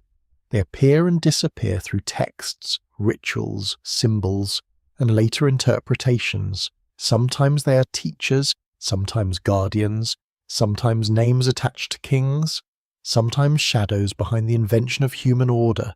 Like stars in daylight, they are not always visible, but their pattern remains felt. You listen to the city waking. Water gates creak open, workers call across the canal, a boat scrapes softly against the bank, the smell of wet mud rises with the sun. Rich and alive, somewhere, a scribe prepares clay for the day's records, and somewhere, an old man looks at the sky with the practiced suspicion of a person who has seen seasons betray confidence. River mud and star knowledge meet in that moment. One stains the hand, the other fills the mind. Between them, Sumerian civilization takes shape as a system of earth. Water, heaven, memory, and disciplined observation, whether inherited from ancestors, framed by gods, or imagined through sages who survived a drowned age. The wisdom feels less like invention than recovery, and as daylight spreads across the plain, the canal glitters faintly, carrying the sky in pieces toward the fields. Humanity shaped for labour is a troubling idea when spoken plainly. It does not flatter the listener, and ancient stories were not always interested in flattery. In Mesopotamian creation traditions, human beings may appear not as the proud centre of existence, but as workers made to carry burdens once assigned to divine hands. You can almost hear the universe clearing its throat before delegating unpleasant tasks. You stand in a clay courtyard near a temple kitchen, where the morning already smells of smoke, bread, onions, and damp wool. Workers move through the gate carrying baskets. Some bring grain, some carry jars, some led animals toward pens. A scribe sits nearby, marking rations on a tablet with the sleepy severity of someone who knows breakfast depends on accurate numbers. The human world here is not abstract. It is labouring, sweating, counting, grinding, hauling, baking, brewing, weaving, digging, and repairing. Civilization rests on backs, knees, hands, and time. A canal does not remain open because a king boasts about it. A storehouse does not fill because a hymn praises abundance. People work, then they work again. Then someone records how much work they did, which is perhaps the true birth of civilization. The mainstream fact is secure. Early Mesopotamian tablets record labour organisation, ration distribution, temple economies, and administrative control in great detail. Researchers at institutions such as Yale, Chicago, and Pennsylvania have shown that early urban life depended on coordinated workers, specialised tasks, and stored agricultural surplus. The tablet world is full of people measured through grain, beer, wool, fields, and service. That practical reality casts a long shadow over myth. In some Mesopotamian creation stories, humans are fashioned so they may relieve the gods of exhausting work. The divine realm has burdens, and humanity becomes the solution. It is not exactly the motivational poster version of human origins. Welcome to existence. Please report to irrigation duty. Yet the idea is deeper than insult. Labour makes humans necessary. If the gods need offerings, houses, rituals, fields, and continual care, then human beings become part of cosmic maintenance. They are small, mortal, hungry, and often irritating, but they perform the tasks that keep divine and earthly order connected. They serve, and through service they matter. You imagine clay being mixed in a pit. Water darkens it, straw disappears into it, feet press and turn the mass until it becomes workable. A worker bends, lifts, shapes, and passes it onward. The same material builds temples and humble walls. It seals jars and receives writing.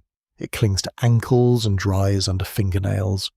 Clay is the body of the city, and in some stories, clay is close to the body of humankind. The creation of humans from clay or earth appears in several ancient Near Eastern traditions, though details differ. In Mesopotamian myth, divine ingredients may mingle with clay to create people capable of labour and ritual obligation. Scholars interpret these stories as reflections of temple service, social hierarchy, and theological imagination. Human life is placed between dirt and divinity, which is a rude but elegant summary of our situation. The open scholarly debate concerns how strongly these myths reflect lived economic structures.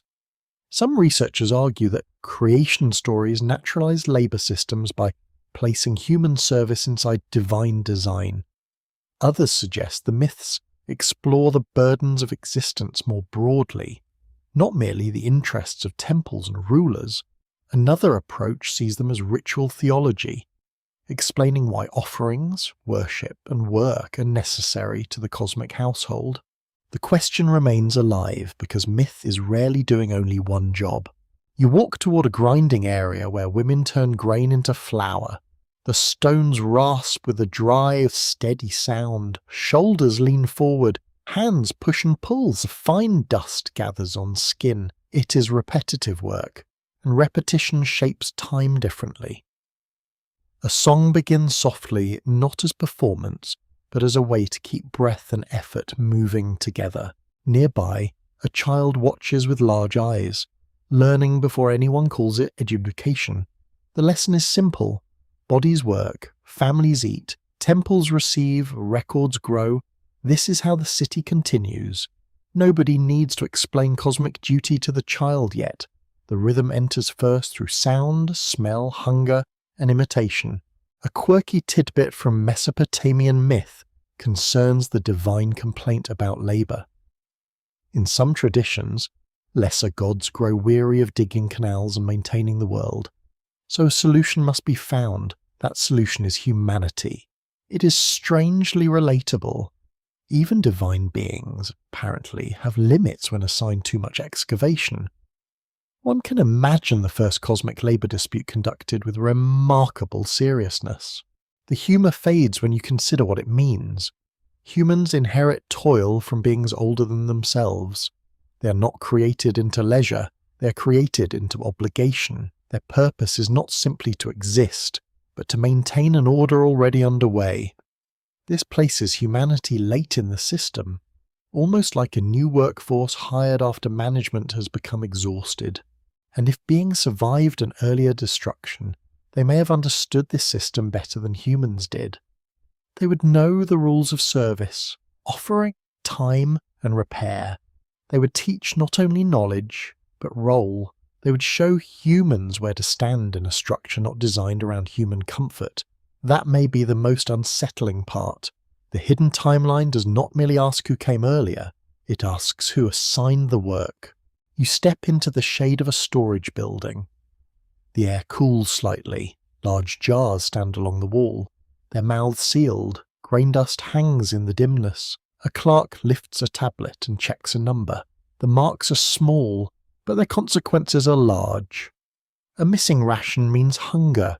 A wrong measure means dispute. Order is fragile when stomachs are involved. The temple economy does not erase private life, but it gives the city a powerful centre. Offerings move inward, rations move outward. Goods circulate through institutions that connect human labour to divine households. This is not modern employment. It is oblation braided with religion, politics, survival, and tradition. You do not clock out of the cosmos at sunset. Tempting as that sounds, the idea that humans were shaped for labour also changes how survival is understood. To survive catastrophe is not only to breathe on dry land, it is to resume the work that defines human place, dig the canals again, prepare the offerings again, copy the names again, rebuild the shrines again. In this sense, humanity survives by returning to duty, even when duty feels unfair. You feel the weight of a basket strap across the imagined shoulder. The pressure cuts into muscle. The load smells of damp reeds and grain. Each step toward the storehouse is small, ordinary, and necessary. Ancient history often speaks through kings, but the city's true pulse is here, in repeated movement. Bread into ovens, water into fields, clay into tablets, bodies into service. Perhaps this is why the stories remember human creation with such seriousness. Work is not background noise, it is the hinge between divine order and earthly life. The gods may hold authority, kings may claim descent of power, sages may preserve knowledge, but humans make the system visible through labour. Without hands, the sacred plan remains strangely unemployed. As evening approaches, the workers slow, the grinding stones quiet, smoke from ovens thickens and softens the courtyard. Rations are distributed with a care that is both practical and symbolic. Bread, beer, oil, wool, dates. The body receives what the system allows. Someone jokes softly. Because humour is another ration people distribute among themselves when official supplies are insufficient. You look at the tablet in the scribe's hand. It does not describe the worker's dreams, sore knees, private grief, or secret impatience. It records quantities. Ancient administration is not sentimental, yet behind every number is a person moving through heat, hunger, and obligation. The myth says humanity was made to work. The tablets show humanity working. The two voices meet. One comes from sacred story, where clay and divine will shape a species. The other comes from daily records, where grain and labour are counted under a hard sky. Between them, you see humanity's role in the hidden system. Not masters of the beginning, not merely victims of the flood, servants, makers, rememberers, rebuilders. The courtyard darkens. A final loaf is lifted from the oven. A tired hand wipes flour from a cheek. Somewhere above the rooftops, the first star appears indifferent and exact. You stand among the smells of bread, smoke, clay, and human effort, feeling the old truth settle gently. If humans were shaped for labour, then their endurance is not passive. They survive by making order again. One canal, one tablet, one offering, one weary breath at a time. A council older than dawn begins as a murmur behind the visible world. You do not see it in the marketplace, where people haggle over fish, wool, dates, and the suspicious quality of someone's onions. You sense it in the way every earthly act seems to answer a higher arrangement. Kings do not merely command, priests do not merely chant, cities do not merely grow. Somewhere above the human level, decisions are imagined, weighed, and sent downward. You enter a hall in thought, not built of stone as a modern palace might be, but formed from the ancient mind's need for order. The air is still. Lamps burn with small steady flames. Great powers sit in ranks, not as a crowd of cheerful spirits, but as a structured assembly. There are senior beings, lesser beings, messengers, attendants, judges, and those who carry out difficult commands. Even heaven, it seems, has meetings. Humanity never stood a chance. Mesopotamian religion pictured a vast divine society, with gods connected to cities, functions, natural forces, decrees, and cosmic authority. Scholars at institutions such as Oxford, Yale, and the University of Chicago have long studied how Sumerian and Akkadian texts describe divine assemblies, decisions, destinies, and hierarchies. This is a mainstream historical fact, visible in myths, hymns, royal inscriptions, and ritual traditions. The gods were not isolated figures. They belonged to a system That system matters because it gives shape to the mystery of survival. If the world is governed through divine counsel, then catastrophe is not random in story terms. Flood, kingship, human creation, and the transmission of wisdom all become decisions within a larger order. The beings who endure are not merely lucky figures washed onto dry land. They may be officials of continuity, placed where memory must not fail. You stand near the edge of the imagined council chamber. The floor feels cold beneath your feet. You hear no shouting. Ancient divine power is often more frightening when calm. A decree does not need volume if everyone already knows it cannot be ignored. A messenger receives words. A fate is fixed. A city rises. Another loses favour. A king is elevated. A people are burdened. A flood is permitted. This is not a modern theology of comfort. It is a world of duty, rank, negotiation, fear, and ritual maintenance. Human beings approach the divine through offerings, prayers, omons, and correct forms, not because the gods are always tender, but because order requires careful conduct. The relationship resembles a household, a court, and a storm system all at once, warm, political, and dangerous. Delightful, really, in the way ancient religion often refuses to be simple. A quirky tidbit appears in myths where gods debate human noise, labour, or fate with almost administrative irritation. Divine beings may complain, assign tasks, make plans, regret decisions, or quarrel over consequences. These stories can feel startlingly human, until you remember that humans told them. Still, the effect is powerful. The cosmos does not appear as empty space. It appears as a crowded institution with strong opinions. The council structure also explains why human kingship feels derivative. A king on earth mirrors authority above. He receives commands, builds temples, enforces order, wages wars, restores canals, and claims to act under divine favour. His throne is not independent, it is a shadow of higher rule. This helps explain why royal inscriptions so often present kings as chosen, beloved, appointed, or strengthened by gods.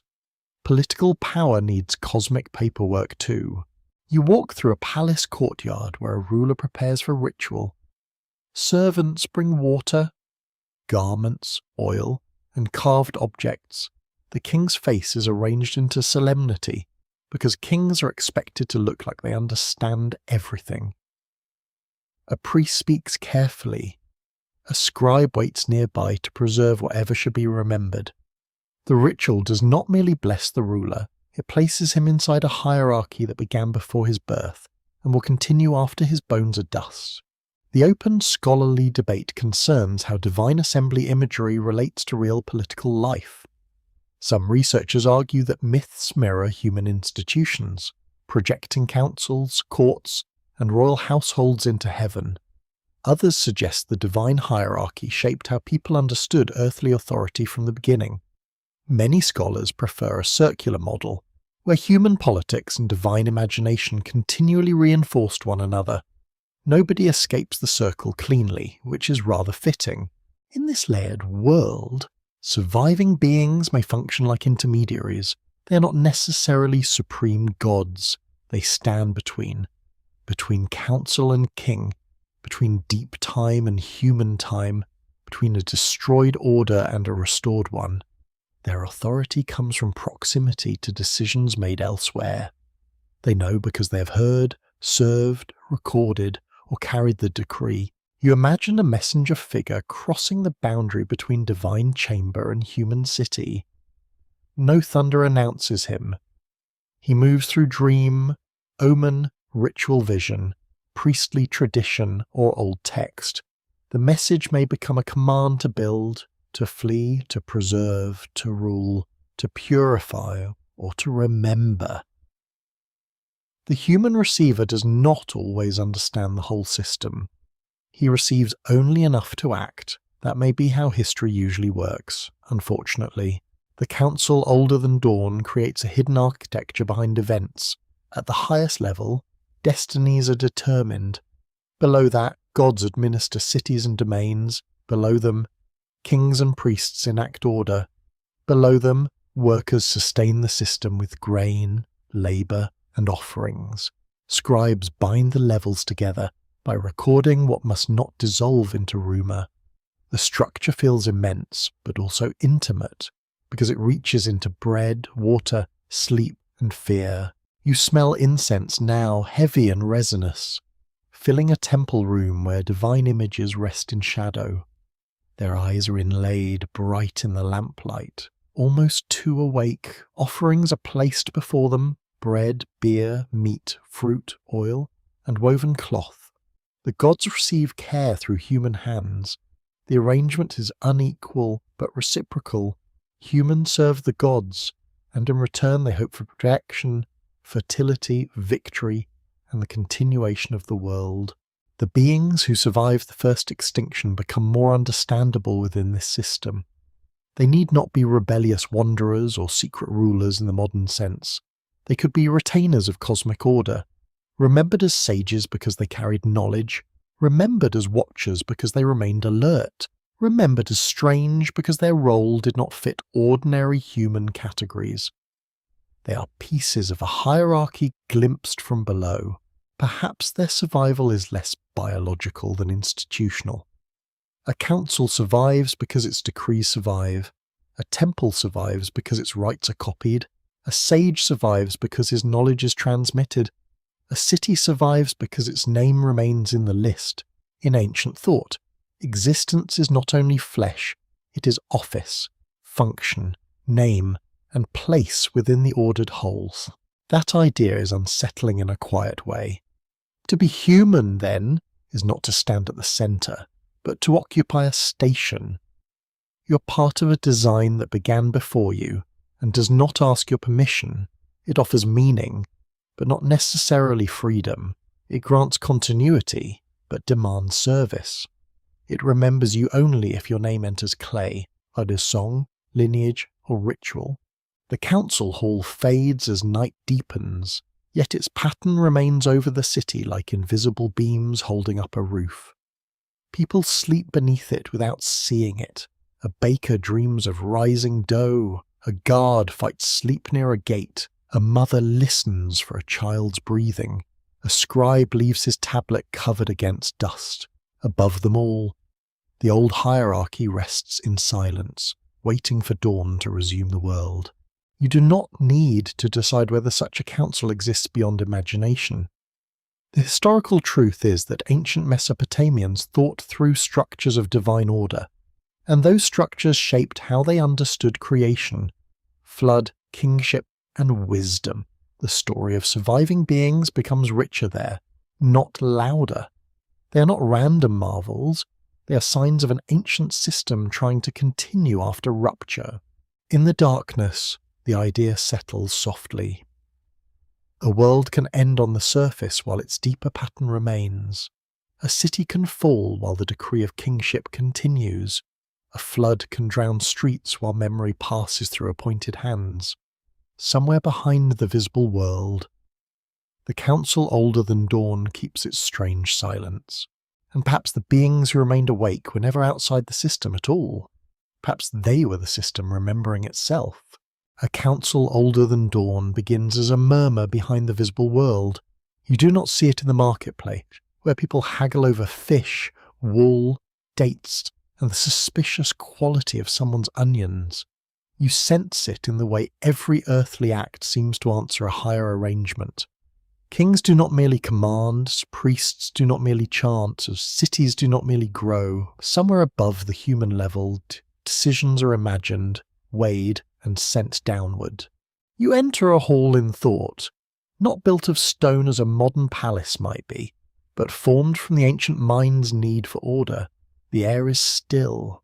Lamps burn with small steady flames. Great powers sit in ranks, not as a crowd of cheerful spirits, but as a structured assembly. There are senior beings, lesser beings, messengers, attendants, judges, and those who carry out difficult commands. Even heaven, it seems, has meetings. Humanity never stood a chance.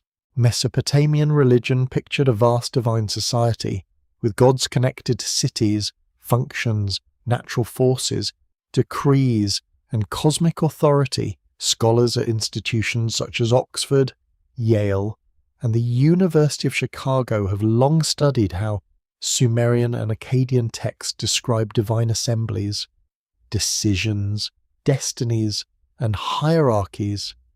This is a mainstream historical fact, visible in myths, hymns, royal inscriptions, and ritual traditions. The gods were not isolated figures. They belonged to a system. That system matters because it gives shape to the mystery of survival. If the world is governed through divine counsel, then catastrophe is not random in story terms. Flood, kingship, human creation, and the transmission of wisdom all become decisions within a larger order.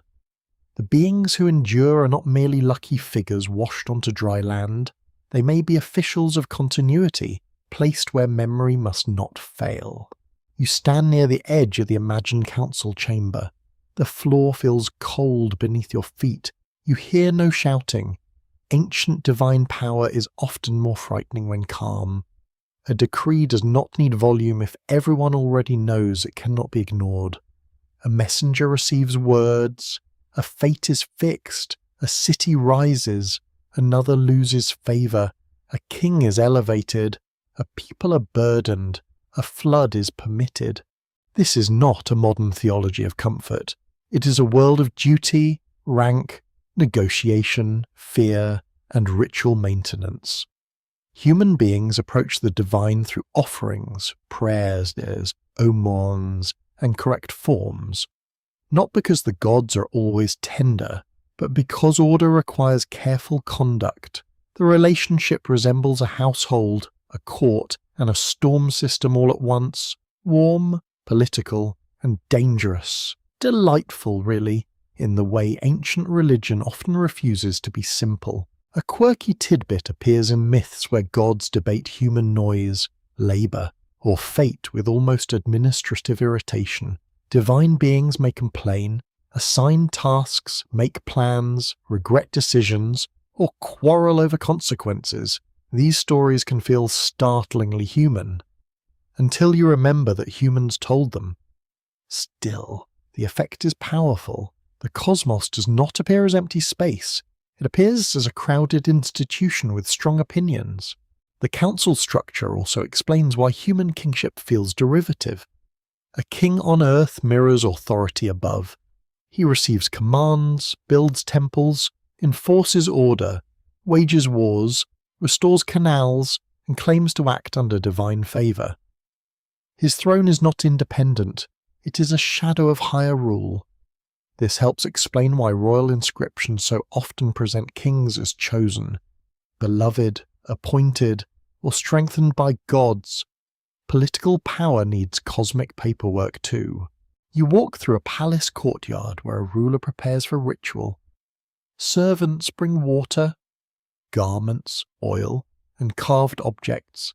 The king's face is arranged into solemnity, because kings are expected to look like they understand everything. A priest speaks carefully. A scribe waits nearby to preserve whatever should be remembered. The ritual does not merely bless the ruler, it places him inside a hierarchy that began before his birth and will continue after his bones are dust. The open scholarly debate concerns how divine assembly imagery relates to real political life. Some researchers argue that myths mirror human institutions, projecting councils, courts, and royal households into heaven. Others suggest the divine hierarchy shaped how people understood earthly authority from the beginning. Many scholars prefer a circular model, where human politics and divine imagination continually reinforced one another.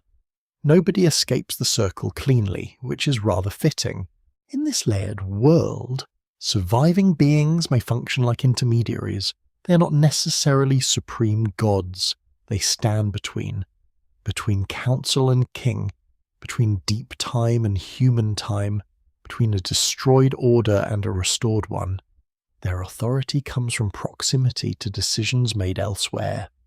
They know because they have heard, served, recorded, or carried the decree. You imagine a messenger figure crossing the boundary between divine chamber and human city. No thunder announces him. He moves through dream, omen, ritual vision, priestly tradition, or old text. The message may become a command to build, to flee, to preserve, to rule, to purify, or to remember.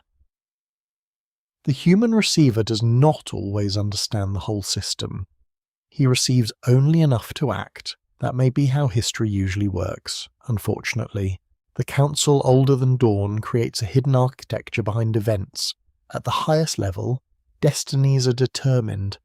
Below that, gods administer cities and domains. Below them, kings and priests enact order.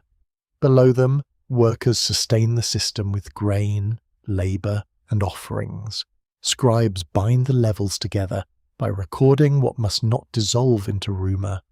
The structure feels immense, but also intimate, because it reaches into bread, water, sleep, and fear.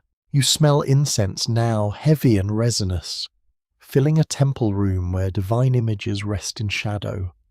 Their eyes are inlaid, bright in the lamplight, almost too awake. Offerings are placed before them, bread, beer, meat, fruit, oil, and woven cloth.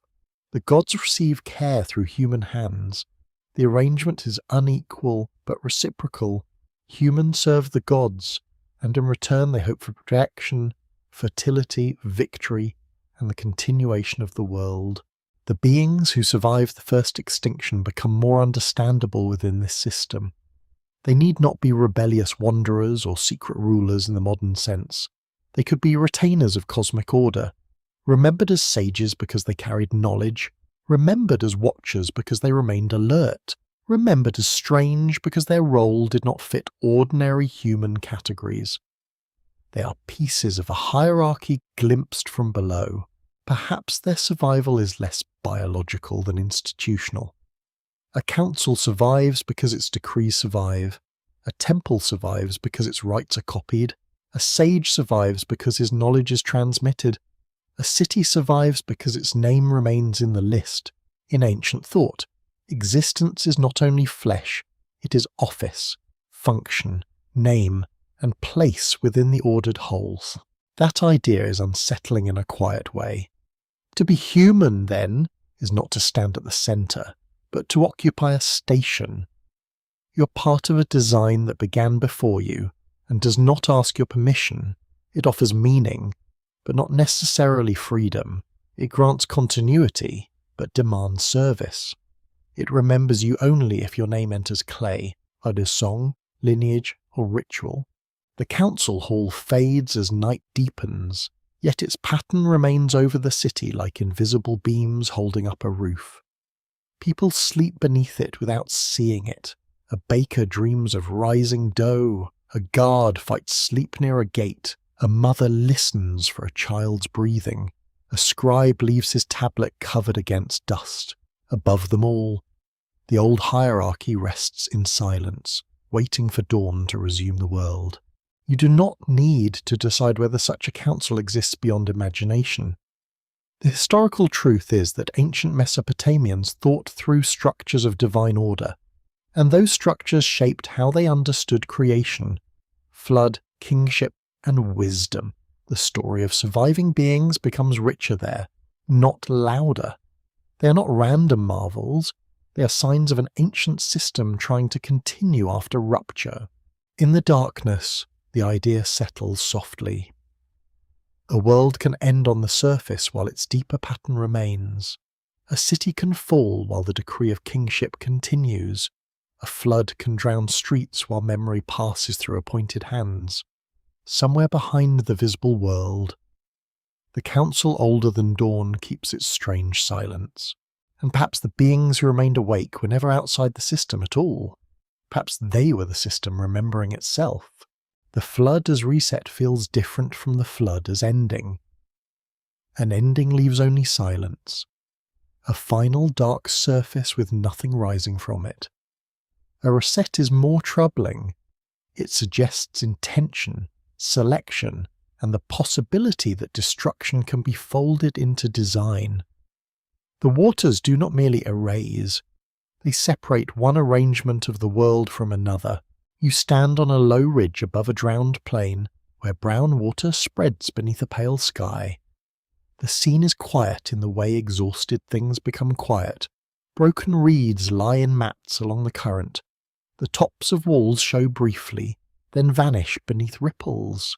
A jar turns slowly in an eddy, bumping against a beam as if asking permission to leave. The flood has passed through houses without caring what belonged to whom. It has entered shrines, storerooms, courtyards, animal pens, and sleeping rooms. It has taken clay walls back toward mud. It has made streets into channels. Human boundaries, so carefully argued and recorded, have become suggestions underwater. The world looks unfinished again. Ancient Mesopotamian flood stories do not treat survival as random luck. A chosen figure is warned, instructed, and preserved, often along with life, skill, and memory. Scholars at leading universities have studied these stories as part of a long tradition that includes Sumerian, Akkadian, and later Near Eastern versions. The historical fact is not that one universal flood has been proven. The fact is that flood narratives became a major way Mesopotamian cultures imagined rupture and renewal. That distinction matters in the dark. A reset implies that something continues through the disaster, but not everything. The old order is judged, exhausted, or unbearable. The new order begins with survivors who carry fragments forward. The flood becomes a gate made of water. What passes through it is transformed by having nearly disappeared.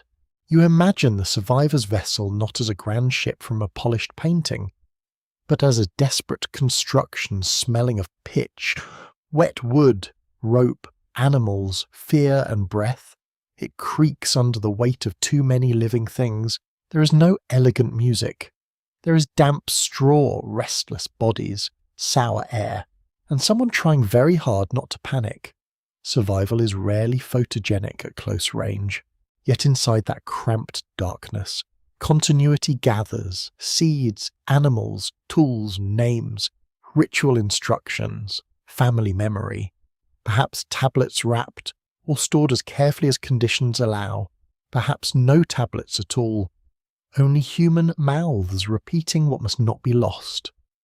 The vessel becomes an archive that floats, a very uncomfortable archive, admittedly, but history should not be picky. In some flood traditions, the divine decision to destroy humanity is followed by regret, negotiation, or a new arrangement to prevent the same disorder from returning. This is one of the strangest features of the stories. The gods do not always appear as perfectly serene planners. They react, argue, hunger, fear, and reconsider. The reset is not mechanical. It is moral, political, and emotional. A quirky tidbit waits here with a faintly absurd expression. In a later Mesopotamian flood account, when the waters subside and offerings are made, the gods gather around the sacrifice with intense relief. The image is almost comic, as if divine beings suddenly remember that removing humans also interrupts dinner service. Ancient myth can turn cosmic catastrophe into a very pointed lesson about dependence. But beneath the humour lies a darker symmetry. Humans need the gods for order, protection, and meaning. The gods, in these stories, need humans for offerings, labour, and continued worship. The flood nearly breaks both sides of the arrangement. Reset does not mean humanity is worthless. It means humanity is dangerous and necessary at the same time, which is an uncomfortable promotion. You walk through the first dry ground after the waters withdraw. Mud sucks at every step. The air smells of rot, wet clay, and a new harsh sunlight. Survivors move slowly, their faces emptied by endurance. They do not celebrate at first. They count, They search. They kneel beside what remains. A living goat becomes precious. A dry seed becomes a promise. A familiar name spoken aloud becomes a kind of shelter. The mainstream archaeological record supports the reality of severe flooding in ancient Mesopotamian environments. Though evidence varies from site to site and period to period, excavators have identified flood layers at places such as Shurupak and other ancient settlements, while scholars debate their dates and meanings. These layers do not line up neatly into one simple event. The earth is less tidy than bedtime narration would prefer. Still, for ancient memory, repeated floods can become one flood. Many griefs can gather into a single image. Many destroyed houses can become the drowning of a world. That is not dishonesty. It is how cultural memory compresses pain until it can be carried. A story is sometimes a vessel, too. The open scholarly debate asks whether the flood in Mesopotamian tradition preserves memories of local catastrophes, expresses theological ideas about divine control, or creates a literary boundary between mythic and historical time. Some researchers emphasize environmental experience. Others emphasize scribal tradition and royal ideology. Others study the flood as a narrative device, dividing impossible ages from more recognizable human history. The debate continues because the flood works on every level at once. You feel that layered force in the reset. On one level, water destroys. On another, kingship pauses and returns. On another, divine and human relations are renegotiated. On another, memory is sorted. The pre-flood world becomes distant, enormous, and strange. The post-flood world becomes closer, smaller, and more accountable. Human life resumes, but under a changed sky. The beings who endure across this boundary become more important now. They do not merely survive as characters in a tale, they provide continuity between systems. If kingship descends again, someone must recognize it. If rituals restart, someone must know them. If cities are rebuilt, someone must remember how order is arranged. A reset without memory is only chaos beginning again with wet feet. Perhaps the surviving beings are divine messengers. Perhaps they are sages. Perhaps they are priestly ancestors, mythologized by those who needed authority after disaster. Perhaps they are literary shapes given to the stubborn persistence of knowledge. It is possible that all these meanings flow together, like canals after rain, each channel losing its strict boundary in the floodplain of tradition. You stand near a rebuilt altar. Its clay is still damp. The first offering is simple, more fragile than grand. Smoke rises into the cleaned air, and it smells of fat, grain, and hope. People watch the smoke because smoke travels upward, and upward still matters. The connection between earth and heaven must be restored with visible signs. A world reset must learn to speak again. There is a tenderness in this scene that the cosmic scale can hide. Someone has lost a brother.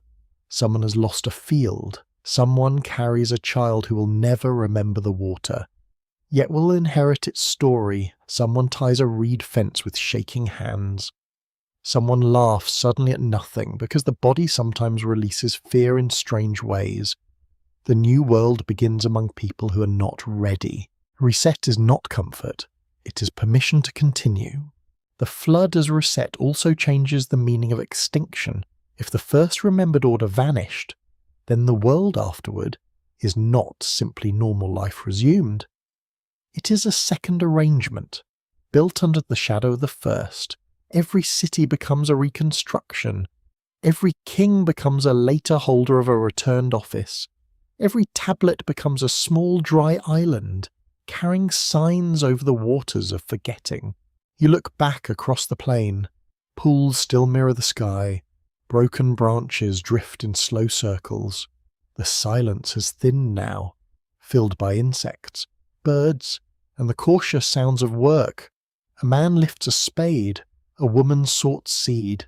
a child touches the mud and laughs at its coldness, because children are disrespectfully loyal to life. Perhaps this is why flood stories endured. They do not only speak of punishment, they speak of continuity after the unthinkable. They say that order may drown, but some pattern can return. They say that humanity may be nearly erased, yet still called back into labour, ritual, fear, and wonder. They say the world can begin again without ever being innocent again. The waters withdraw farther. The ridge dries under the sun. Smoke rises from the first restored hearths. Somewhere, a surviving teacher begins naming the days. Somewhere, a scribe prepares new clay. Somewhere, unseen in the ordinary light, those who remained awake carry the old pattern into the altered world. And the flood, having ended one age, becomes the dark doorway through which another quietly enters. Survivors beneath later names move through history like figures seen behind woven cloth. Their shapes remain, but their edges change. One age calls them sages, another calls them guardians, another makes them servants of gods, masters of rites, companions of kings, or strange beings placed at temple thresholds. The name changes, yet the function keeps breathing. You enter a city long after its oldest memories have already become sacred distance. The streets are busier now, layered with new rulers, new dialects, new ambitions, and new complaints about taxes, which may be the most enduring human tradition. The temples are rebuilt, repaired, renamed, and richly supplied. The old stories remain, but they wear later clothing. A figure from the beginning no longer stands naked in memory. He carries titles, symbols, and rituals collected across centuries. This is how traditions survive. They do not remain frozen. They adapt, borrow, merge, and reappear where they are useful. Ancient Mesopotamian religion changed over time as Sumerian, Akkadian, Babylonian, and Assyrian cultures reshaped inherited myths and divine names.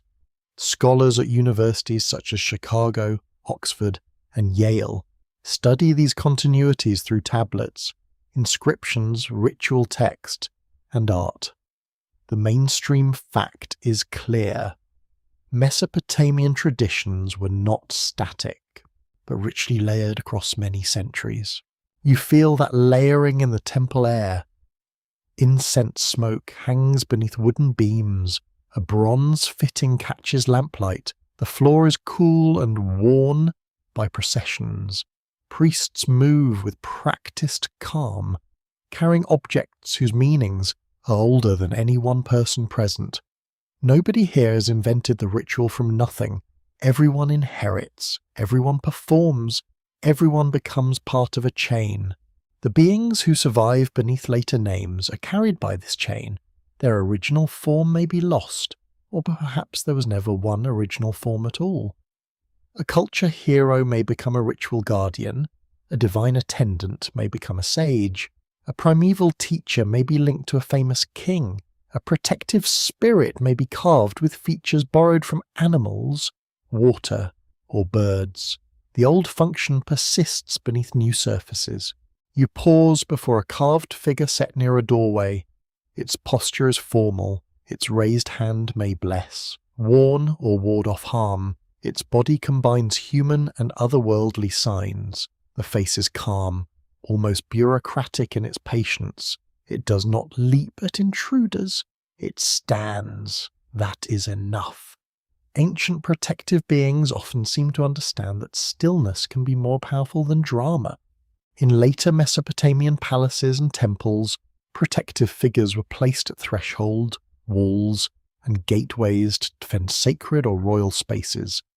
Researchers have connected many such images with ritual purification and supernatural protection. This is another secure historical fact. The carved or buried guardians were not decoration in the modern sense. They belonged to a system of defense against unseen disorder. The quirky tidbit is delightful and slightly eerie. Archaeologists have found small protective figurines buried beneath floors or placed in building foundations, sometimes as part of rituals meant to guard a structure. Imagine moving into a house and discovering that the previous owner had installed tiny supernatural security staff under the tiles. Ancient home protection had more clay and less customer support, but perhaps more personality. These guardians show how older beings can become architectural. A survivor of primordial wisdom no longer needs to walk through a myth.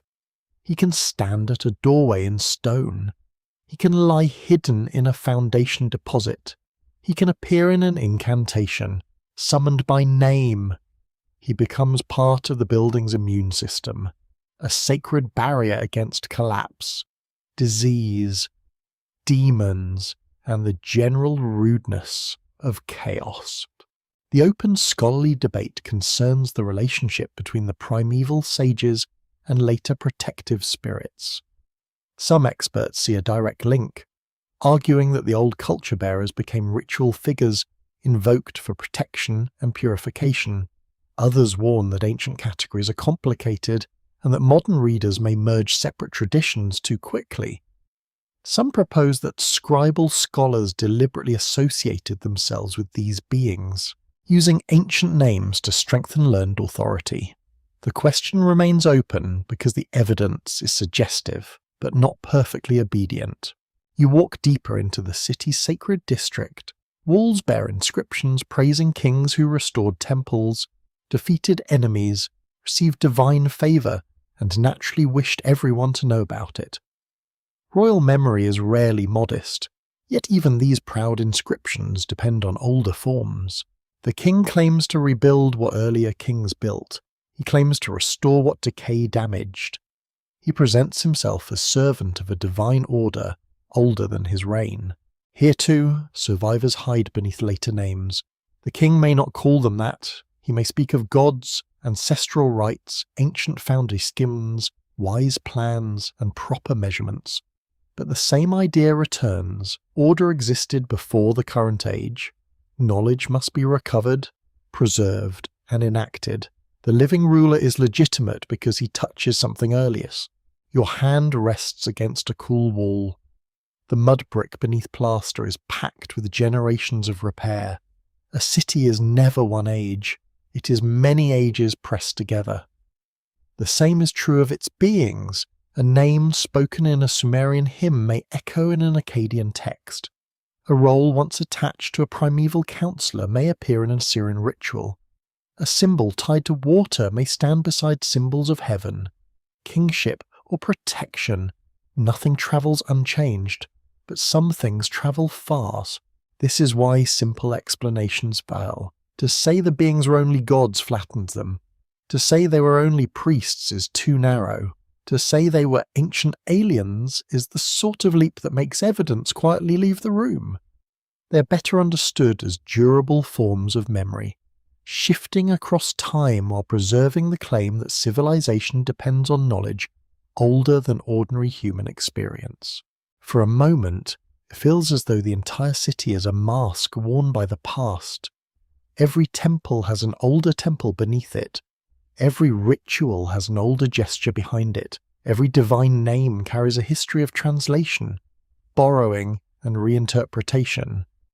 The survivors beneath later names do not need to be visible because their work is structural. They hold up meanings from within. A priest begins a chant in a low voice. You do not need to understand every word to feel its age. The sound moves through the room like water through a reed bed. You bending around pillars, softening in corners. A young assistant watches carefully, memorizing when to lift a vessel, when to lower his gaze, when not to sneeze at the worst possible sacred moment. The chain continues through such details. Outside, the city lives without thinking about primeval survivors. Merchants weigh silver. Children chase each other past a wall. A woman examines cloth with professional suspicion. A soldier leans in shade and pretends not to be bored. Life is practical, immediate, and noisy, yet beneath it all, unseen guardians keep their positions and old names remain active in tablets, rituals, and carved forms. Perhaps that is the most convincing survival of all. Not immortality in the body, but persistence in function. A being survives when later ages still need what he represents. Wisdom survives under the name of a sage. Protection survives under the form of a guardian. Cosmic order survives under the ceremony of a king. Memory survives under clay, stone, chant, and habit. Night gathers over the city. Amps appear one by one, small points of gold against deepening blue. The carved threshold figure darkens until only its outline remains. It still stands. It has stood through footsteps, smoke, prayers, repairs, and political disasters with very little visible concern. That is admirable in a mildly unsettling way. You leave the doorway quietly. The name carved beside the figure may belong to a later age, but its silence feels older, beneath titles, translations, and ritual changes. The ancient function remains. Something watches the passage between worlds. Something guards the fragile order humans keep rebuilding. Something from the first remembered darkness continues under another name. And perhaps that is how the survivors truly endured, not by refusing change, but by entering every age in the form that age could still recognize. Clay libraries and lost systems are not quiet because nothing happens inside them. They are quiet because everything important has already happened, and now waits in rows. You enter a tablet room where the air is dry, dim, and faintly bitter with dust. Shelves line the walls. Baskets sit on the floor. Some tablets are whole. Some are chipped. Some are so small they look like the broken thoughts of a vanished official. The room is not beautiful in the obvious way. No soft carpets, no painted ceiling glowing with divine scenes, no dramatic statue waiting for a torch to reveal its expression. Yet it holds something more powerful than ornament. It holds arrangement, lists, rituals, omens, hymns, accounts, letters, myths, legal decisions, school exercises, and royal inscriptions gather here like sleeping insects in clay. Each tablet contains a piece of a world that feared forgetting. You reach toward one tablet and imagine its weight. It is heavier than paper, less forgiving than parchment, and wonderfully inconvenient for anyone hoping to travel lightly. A clay library is not a place for casual packing, but its awkwardness is also its gift. Clay survives fire, burial, and neglect in ways softer materials cannot. History, with its usual dry humour, often preserves what was hardest to carry. The mainstream fact is strong. Ancient Mesopotamia produced large archives and libraries of clay tablets, including later famous collections such as the Library of Ashurbanipal at Nineveh.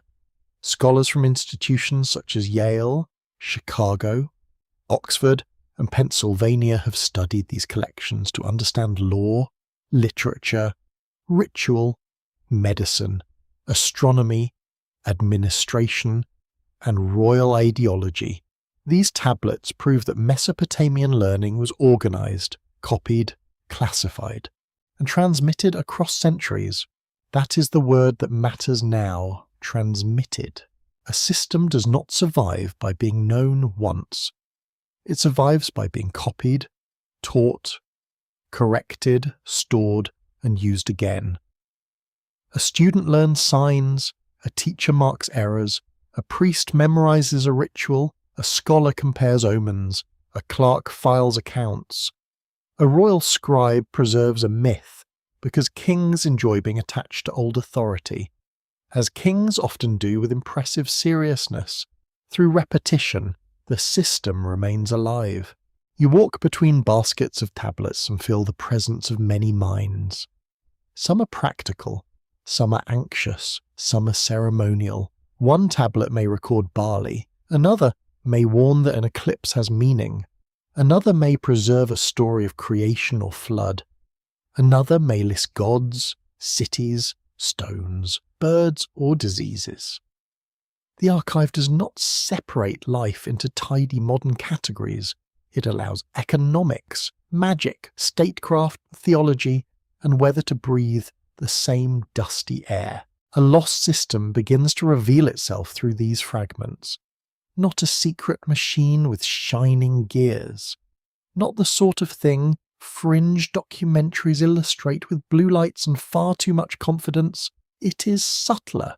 It is a way of connecting events.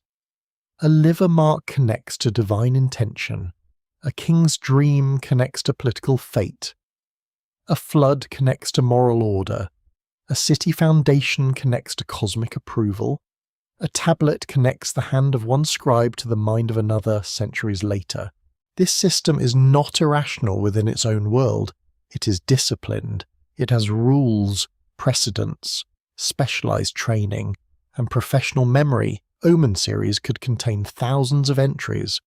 Lexical lists taught students how to organize language. Ritual tablets preserved exact actions and phrases. Astronomical records, especially in later Babylonia, show long-term observation. You may not share the assumptions, but you can respect the labour. Ancient scholarship was not people guessing in attractive hats. A quirky tidbit waits among school tablets. Some student exercises contain clumsy writing, repeated signs, and corrections that make the ancient classroom feel suddenly close. There are even humorous and satirical school texts where students complain or as teachers scold, and educational misery becomes literature. Horse, apparently all. The oldest known civilizations also discovered that learning is easier when someone else is suffering through it on a tablet. You pause beside a tablet covered in neat columns. It may be a lexical list, one of those structured catalogues that train scribes to move through language and reality. These lists can feel dull at first glance, until you understand their power. To list is to order. To order is to claim that the world can be held in the mind. A civilization that lists everything is not being boring. It is building a map of existence. The open scholarly debate asks how these archives shaped memory rather than merely preserved it. Some researchers argue that scribal schools created a learned tradition that standardized myths and royal history. Others emphasize local variation, showing that different cities and periods adapted materials for their own needs. Some scholars ask whether archives represent elite control over knowledge. Since most people could not read the tablets that shaped their world, the debate remains important because a library is never innocent. A tablet room can preserve truth ears, but also power. What is copied survives, what is ignored fades, what is stored becomes authoritative, what is broken becomes a puzzle, and what is never written becomes almost invisible. The clay library is not a mirror of the entire past. It is a carefully filtered memory, shaped by scribes, temples, palaces, accidents, and later excavation. Even silence has editors. You stand in that filtered silence and think of the beings who survived the first remembered destruction. If they are connected to knowledge, then the archive is one of their later bodies, not flesh, not luminous robes, not a figure rising from deep water with alarming confidence, a shelf, a curriculum, a ritual series, a list of names, a corrected student tablet. Survival can become institutional, and institutions are sometimes stranger than monsters. The room grows darker as evening reaches the building.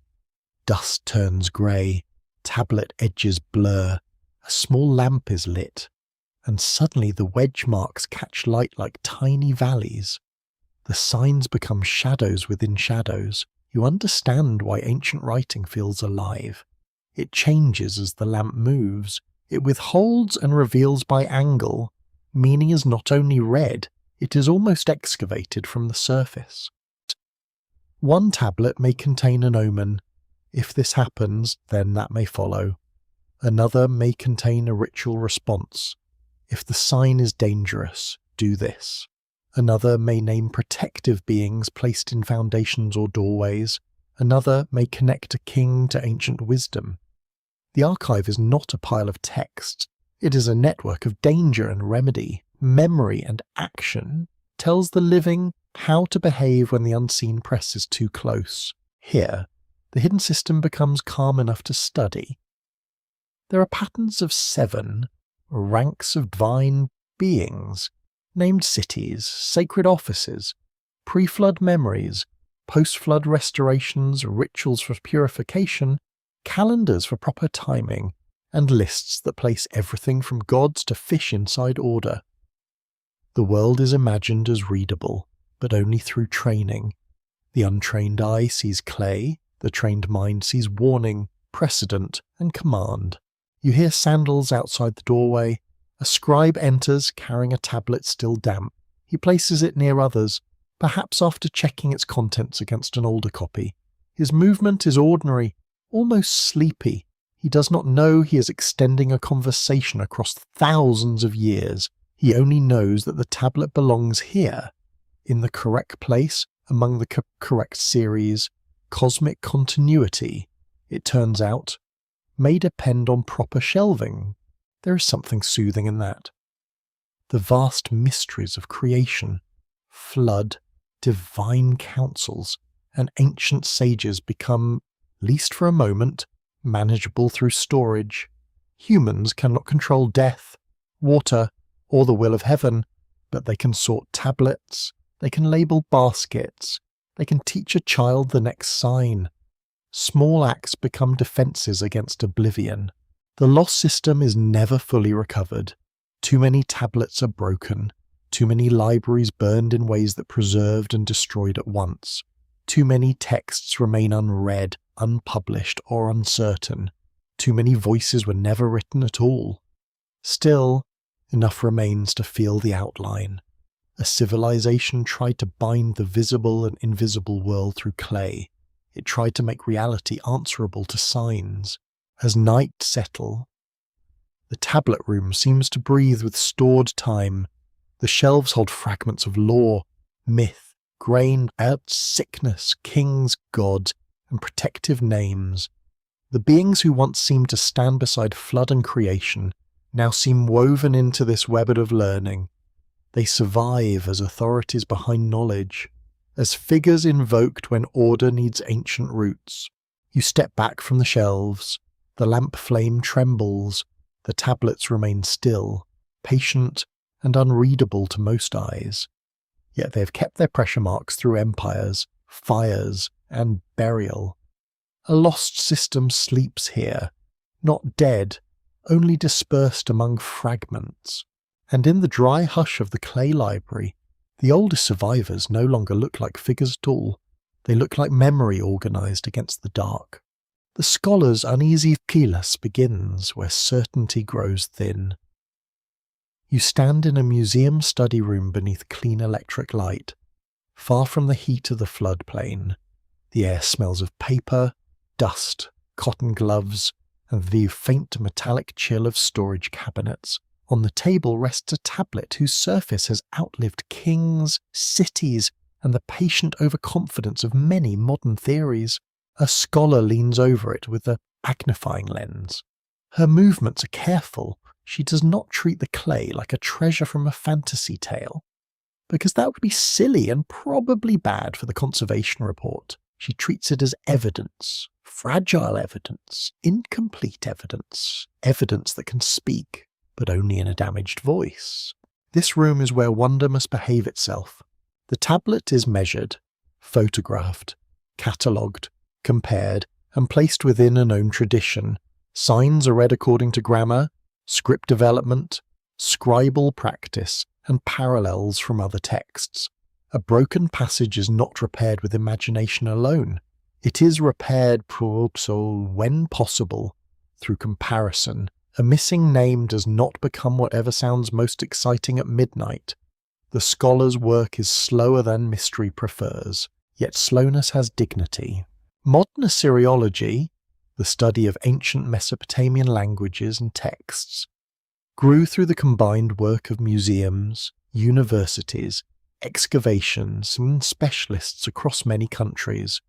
Institutions such as Oxford, Yale, Chicago, Pennsylvania, and the British Museum have played major roles in preserving, translating, reconstructing cuneiform sources. That is a mainstream historical fact, and it matters because these tablets are not decoded by instinct. They are decoded by disciplined comparison across enormous bodies of material. You look at the scholar's notes. One line concerns a sign variant, another marks a damaged section, another compares a similar phrase from a different tablet. The page looks modest, almost boring, until you understand that this is how the ancient world is rebuilt, not by dramatic declarations, but by patient acts of restraint. Civilization returns through footnotes, which is not glamorous, but impressively stubborn. The uneasy silence comes when the scholar reaches the strange parts. The impossibly long rains, the pre-flood sequence, the beings linked with primeval wisdom, the repeated sense that Mesopotamian memory points behind ordinary history toward a deeper age. She can describe the textual evidence. She can explain political context. She can warn against literal readings. She can show how myth and royal ideology intertwine, but she cannot make the strangeness disappear. The tablet remains strange. That is the important balance. A serious historian does not need to accept every fringe claim, yet does not need to pretend ancient texts are dull. The evidence does not prove that immortal beings walked out of a lost civilization after a first extinction. It does prove that Mesopotamian scribes preserved stories of pre-flood rulers, divine descent of kingship, culture bearing wisdom, cosmic rupture. Those ideas shaped real people's understanding of their world. You stand beside a glass case in a quiet gallery. Visitors drift past slowly. Some pause for a few seconds, read the Flashbelly, nod politely, and continue towards something larger. The tablet does not resent this. It has waited 5,000 years. It can endure a tourist with limited attention and comfortable shoes. Inside the case, the clay looks almost humble. Its surface is not theatrical, no glowing letters, no hidden mechanism, no secret map beneath moonlight. The power is quieter. It asks why ancient people imagined time before known time. It asks why authority descended instead of merely beginning. It asks why knowledge needed ancient guardians. It asks why catastrophe became a boundary between kinds of existence. A quirky tidbit belongs to the modern reception of these tablets in the 19th and 20th centuries. As cuneiform texts became widely translated, some readers used Mesopotamian myths to support wild theories about lost continents, secret masters, or visitors from beyond Earth. The tablets became mirrors for modern desires. Apparently, give humanity a broken ancient list, and someone will immediately add a spaceship. One must admire the speed, if not the method. Professional scholarship moves differently. It asks what the text meant in its own world. It asks who copied it, where it circulated, what genres shaped it, and how later communities used it. It asks whether a king list is history, theology, propaganda, school text, or all of these at once. It asks what ancient audiences may have heard in reigns too long for human life. The open scholarly debate is not between dull certainty and thrilling fantasy. It is more refined than that. Scholars debate how much early Mesopotamian traditions preserve genuine historical memory, how much they construct political legitimacy, and how mythic time functions within ancient thought. Some emphasize the ideological needs of city-states and dynasties. Others explore deep cultural memory of environmental trauma. Others focus on scribal tradition as a creative force shaping the past into meaningful order. You feel the tension between these approaches. One scholar sees political design, another sees mythic structure, another hears an echo of floods, migrations, and collapses refracted through sacred language. None can claim total victory, because the tablets are partial and ancient minds do not submit reports in modern categories. The past is not hiding a single answer under a neat little flap. The scholar's silence is not ignorance, it is honesty. She knows that evidence has edges. She knows where translation ends and speculation begins. She knows that a damaged word can change interpretation, and that a later copy may preserve an older tradition imperfectly. She also knows that refusing speculation entirely can flatten the human imagination that produced the text. There is a point where caution becomes blindness wearing sensible shoes. You listen to the soft hum of the museum room. A cabinet closes in the distance. Someone turns a page. The tablet lies under controlled light, no longer in the hand of the scribe, no longer on a temple shelf, no longer buried under mud. It has entered a new archive, one made of climate control, catalogue numbers, and careful silence. Its afterlife is modern now. Yet even here, under labels and conservation rules, the ancient system glimmers. The tablet still connects kingship, flood, memory, and authority. It still preserves the claim that known civilization had a mysterious prior horizon. It still leaves room for beings who stand between divine order and human survival. It still refuses to become only one thing. You imagine the scholar late in the day, alone with her notes. Outside, traffic moves, phones glow, people hurry through a world that believes itself very new. On the desk, the tablet keeps its older patience. She may not believe in surviving beings from a first extinction. She may even roll her eyes at such language, with some justification, but she knows the ancient text imagined survival across rupture, and that imagination deserves care. Perhaps this is the best place for the mystery to rest, not in sensational certainty, not in dry dismissal, in the disciplined pause between what can be said and what must remain open. The tablet reveals what ancient scribes believed, feared, arranged, and preserved.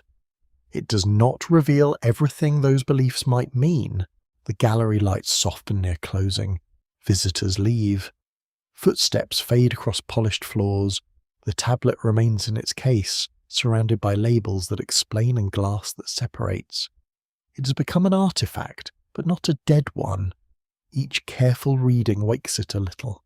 Each debate turns it toward another angle of light. The scholar closes her notebook. She does not solve the first extinction. She does not name the beings with final certainty. She leaves the question alive, which may be the most respectful thing scholarship can do. In the quiet museum, the clay keeps breathing through its marks. Echoes beyond Mesopotamia begin as distant sounds across water.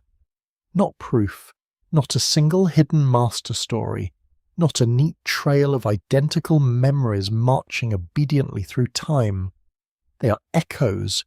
They arrive changed by language, landscape, ritual, and fear. Yet when you listen softly, certain shapes return.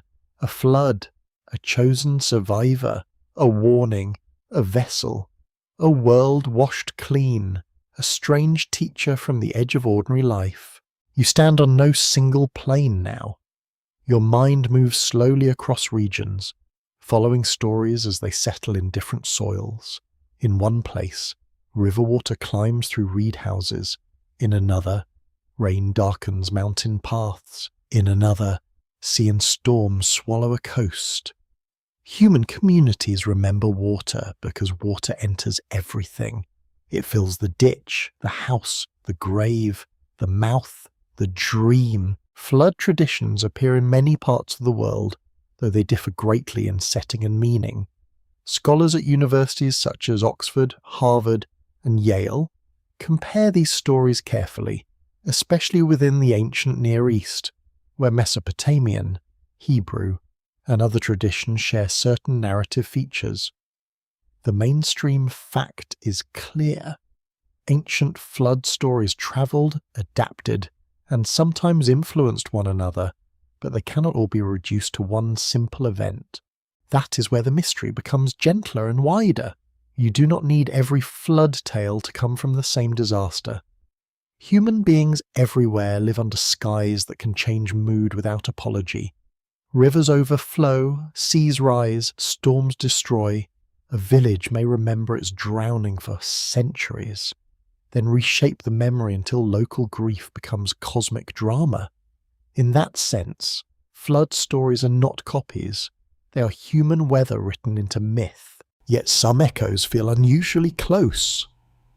In the ancient Near East, Mesopotamian flood narratives and later Hebrew traditions share motifs that scholars have examined for generations. A righteous or selected survivor receives warning, a vessel preserves life, birds are released. Sacrifice follows survival. Divine decision frames the event. The details differ, and the theology differs, but the shared architecture is hard to miss. Stories, like rivers, cross borders when people do. You walk now through a caravan road in twilight. Dust rises beneath hooves. Traders carry wool, metals, spices, stones, stories, and an impressive amount of gossip. A tale heard in one city may be retold in another, adjusted for local gods, local rulers, local anxieties, and the listener's patience. Oral tradition is not a photocopier. It is more like bread dough, kneaded by every hand that touches it. A quirky tidbit appears wherever comparison becomes too exciting. In modern fringe circles, similar flood stories are sometimes used as proof of one vanished global civilization or a single race of survivors teaching everyone at once. This is a tempting shortcut, because it makes the past feel secretly coordinated. Unfortunately, real history prefers messy exchanges, local disasters, migrations, borrowings, and shared human concerns. It is less tidy, which usually means more believable. Still so, the recurring figure of the survivor matters. Across traditions, someone remembers what others lose. Someone carries seed, law, ritual, animals, family, fire, or divine instruction beyond the waters. Sometimes this survivor is human. Sometimes he is guided by gods. Sometimes he becomes an ancestor of future peoples. His role is not merely to live. His role is to transmit. Transmission is the deep echo. You cross in thought to mountain stories, coastal stories, island stories, stories where a tree, boat, chest, raft, or peak becomes the last refuge. The setting changes, but the emotional structure remains. The world becomes unsafe. The old order breaks. A remnant survives. The remnant begins again. In this pattern, humanity rehearses the fear that everything can end and the hope that not everything must. The open scholarly debate is subtle. Comparative mythologists ask whether similarities arise from direct cultural contact and inherited story patterns, independent responses to common disasters, or deep structures in human imagination. Historians and archaeologists tend to prefer contact where evidence supports it, and caution where it does not. Some literary scholars focus less on origin and more on function, asking what flood stories do for communities. The answers vary, because the stories are alive in different ways. That word function returns like a quiet footstep. A flood story explains why the world is damaged. It explains why death and labour remain. It explains why gods may be feared. It explains why rituals continue. It explains why a people's ancestor matters. It explains why memory itself is sacred. The tale is not only about water, it is about legitimacy after loss. You enter a village where elders speak by firelight. The listeners know their own fields and streams, their graves and hills. They do not need a museum label to understand danger. The storyteller begins with water because water is familiar. Then the story deepens. The water becomes judgment, cleansing, forgetting, renewal, boundary, and warning. Children listen because the story is frightening. Adults listen because they know it is true in ways that are not always literal. In these far echoes, Beings who survive the first destruction become harder to identify. They may hide as culture heroes, divine messengers, ancestral teachers, lawgivers, or trickster figures who bring tools and knowledge. In many societies, origin stories include someone who teaches humans how to plant, build, write, heal, count, sacrifice, or live properly. The teacher is often stranger than ordinary people. Naturally, if your neighbour invents civilization, you may ask why he waited until Tuesday. The appearance of culture bringers across traditions does not prove one source. It shows a human need to place knowledge somewhere meaningful. Complex skills rarely feel invented by everyone at once. They feel received from ancestors, spirits, gods, heroes, or beings at the edge of memory. Knowledge needs a sacred biography, especially when survival depends on it. You smell wood smoke now instead of reed smoke. The air is colder. A bell or bone rattle sounds in the distance. The landscape has shifted, but the feeling remains. Humans look backward to a time when the first rules were given. They imagine instructors because instruction is precious. They imagine survivors because memory must cross the dangerous gap between destruction and renewal. This wide comparison should be handled gently. It is too easy to flatten the world's traditions into one story and call that depth. It is not depth. It is a very large ironing board. Each culture deserves its own landscape, language, and meaning. The Mesopotamian floodplain is not a mountain valley. A river city is not an island coast. Similar patterns do not erase local truth. Yet refusing to hear echoes would also be a loss. The recurrence of flood, survival, and transmitted wisdom suggests that human beings repeatedly return to certain questions. What existed before us? Why did the old world fail? Who carried knowledge forward? Are we living in the first age or only the latest? These questions move from culture to culture because they belong to fragile creatures living under uncertain skies. You return in thought to the tablet room, but the room now feels larger. Its clay signs are not alone.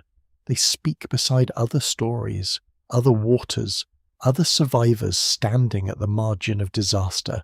The Sumerian tradition remains itself, grounded in canals, cities, kingship, and divine assemblies. Yet it participates in a wider human pattern, a shared unease about beginnings that may really be recoveries. Perhaps every flood story is also a story about archives, not always clay archives.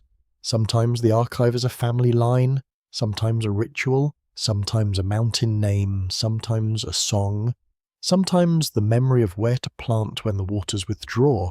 A survivor is an archive with lungs.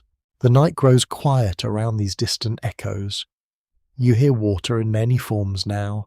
River water against mud brick, rain on leaves, waves against dark rocks, meltwater through stones. Each sound belongs to a place, yet each carries the same soft warning.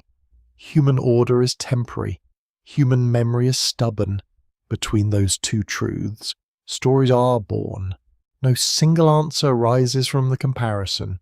That is fitting. The echoes beyond Mesopotamia widen the mystery without closing it.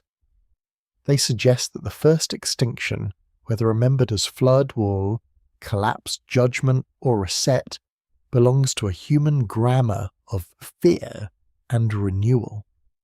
They suggest that beings who survive may be less about one hidden race, and more about the ancient need for continuity in a breakable world. And as the last fire dims in the imagined distance, one thought remains. Wherever people feared the waters, they also dreamed of someone who remembered the way back. The human witness problem begins with a fragile body under a very large sky. You stand on the edge of a rebuilt field, where water has withdrawn and green shoots have begun to return. The mud has dried into cracked plates beneath your feet. The air smells of damp grain, animal hide, and smoke from small hearths. Everything looks ordinary again, which is how the world hides its wounds. Human beings are not durable creatures. Skin tears, bones break, memory fades. A fever can carry away a grandparent who knew the old songs. A collapsed wall can silence the only person who remembered a boundary line. A hungry winter can turn proud families into scattered names. Yet somehow, through bodies this breakable, stories cross centuries. That is the problem. Why are humans the carriers? If older beings stood near the beginning, if divine councils arranged the world, if sages preserved secret knowledge, then why does the evidence finally reach us through human hands? Why clay pressed by tired scribes? Why names copied by students? Why rituals performed by priests who still worry about food, reputation, and the neighbour's loud donkey? The answer may be uncomfortable. The ancient system needs human witnesses because only humans live inside loss. A mainstream historical fact supports this quietly. Most of what modern scholars know about Sumerian and broader Mesopotamian thought comes from texts copied by scribes, often many centuries after the traditions first formed. Universities such as Chicago, Yale, Pennsylvania, and Oxford have built entire fields around reconstructing ancient belief from copied tablets, school traditions, archives, and fragments. The surviving record is not direct memory, it is mediated memory. That word should feel heavy. Mediated memory means the past reaches us after passing through choices. A scribe chooses what to copy, a teacher chooses what to preserve, a temple chooses what matters, a king chooses what makes him look ancient, legitimate, and preferably magnificent. A fire chooses what hardens the tablets. Burial chooses what hides them. Excavation chooses what returns. History is a long chain of biased miracles. You walk through a scribal school in late afternoon. The room is warm, and the children are restless. Clay tablets rest on knees and low benches. A teacher recites signs with the patient menace of someone who has repeated them too often. One student presses too deeply, another smears a line, a third stares toward the doorway, where freedom appears to be happening without him. This is where cosmic memory becomes homework. The thought is almost funny, then profound. The story of pre-flood kingship, divine order, and ancient wisdom may survive because generations of students copied old texts under pressure. The hidden timeline, with all its unsettling grandeur, passes through aching wrists and fear of correction. Perhaps every sacred tradition depends, at some point, on a bored young person trying not to get into trouble. A quirky tidbit from Mesopotamian school texts shows that students and teachers sometimes appear in humorous or satirical compositions. Ancient education could include complaints, scolding, rivalry, and the familiar misery of learning difficult signs. These texts remind us that scribal culture was not made by faceless machines. It was made by people with moods, ambitions, errors, and probably very strong opinions about lunch. Yet those imperfect people became witnesses for things beyond themselves. A scribe copying a flood story may not have seen a flood. A priest reciting an ancient rite may not know its first context. A king claiming ancient favour may not understand the oldest layers of the title he uses. Still, though, each person becomes a vessel. The knowledge does not require perfect understanding to survive. You stand beside an elderly storyteller at night. His voice is low, and children sit close enough to feel the fire's warmth on their faces. He tells of a time before ordinary time, when the world had different rulers, when water changed everything, when a chosen survivor carried life onward. Some details he remembers, some he embellishes, some he forgets and replaces without noticing. Oral memory is faithful and unfaithful at once, like most of us. The open scholarly debate concerns how oral traditions, scribal traditions, and historical memories interacted in ancient Mesopotamia.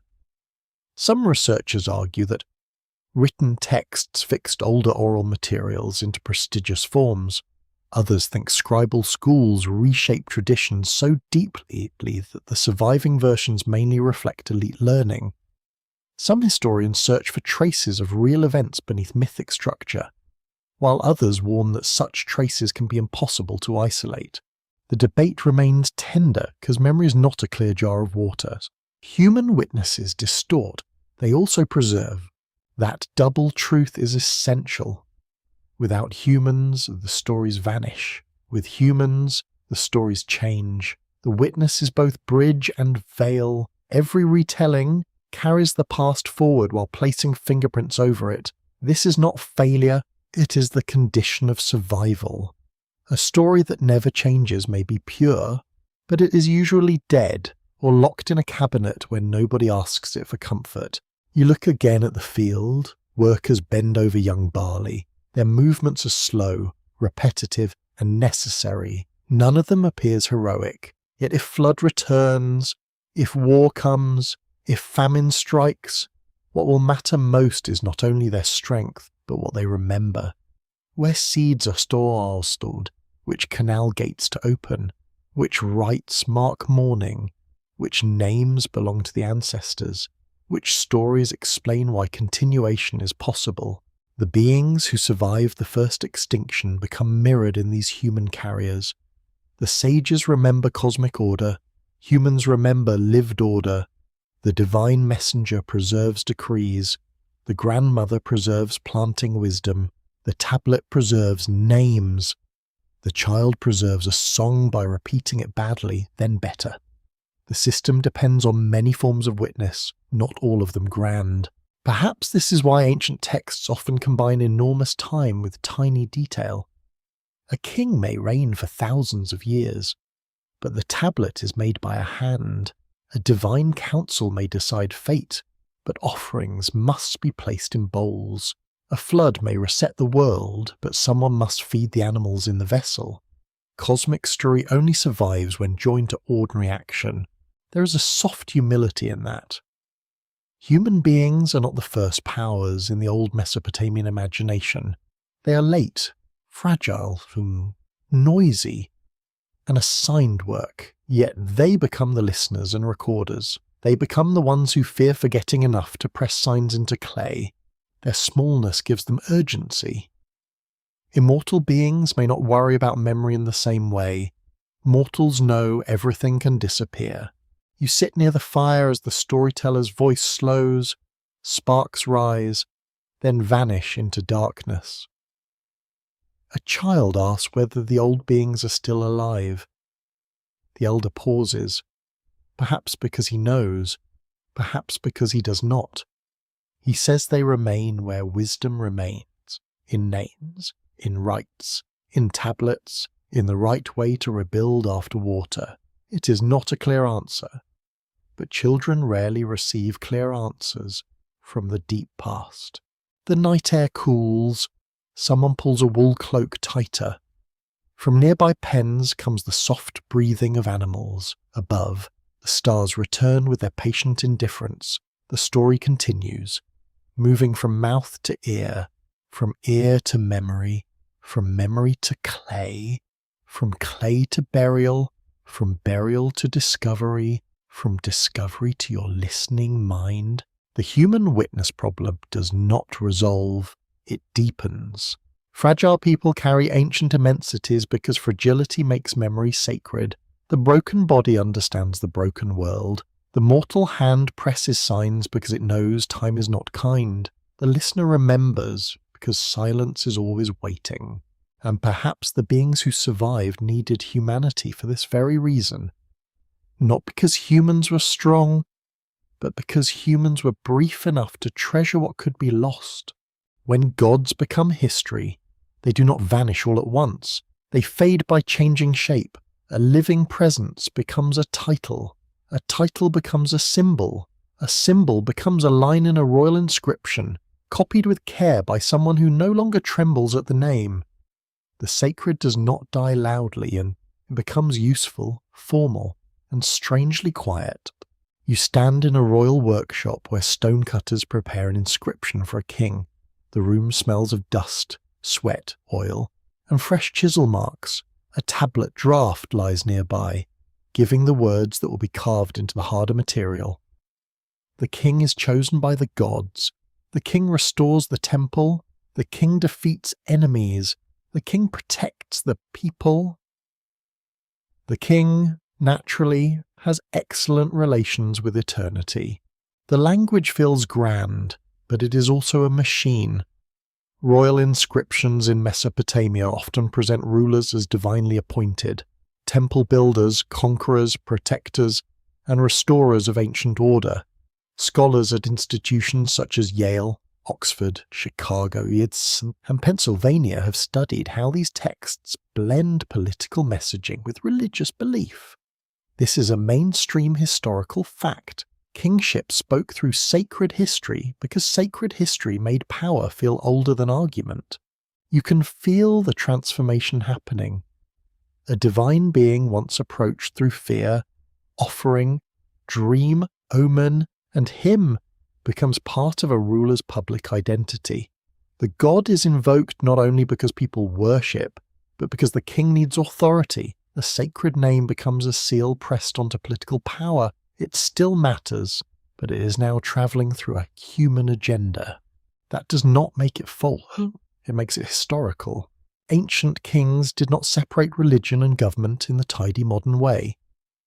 A temple restoration was a religious act, an economic project, a political statement, and a very effective advertisement.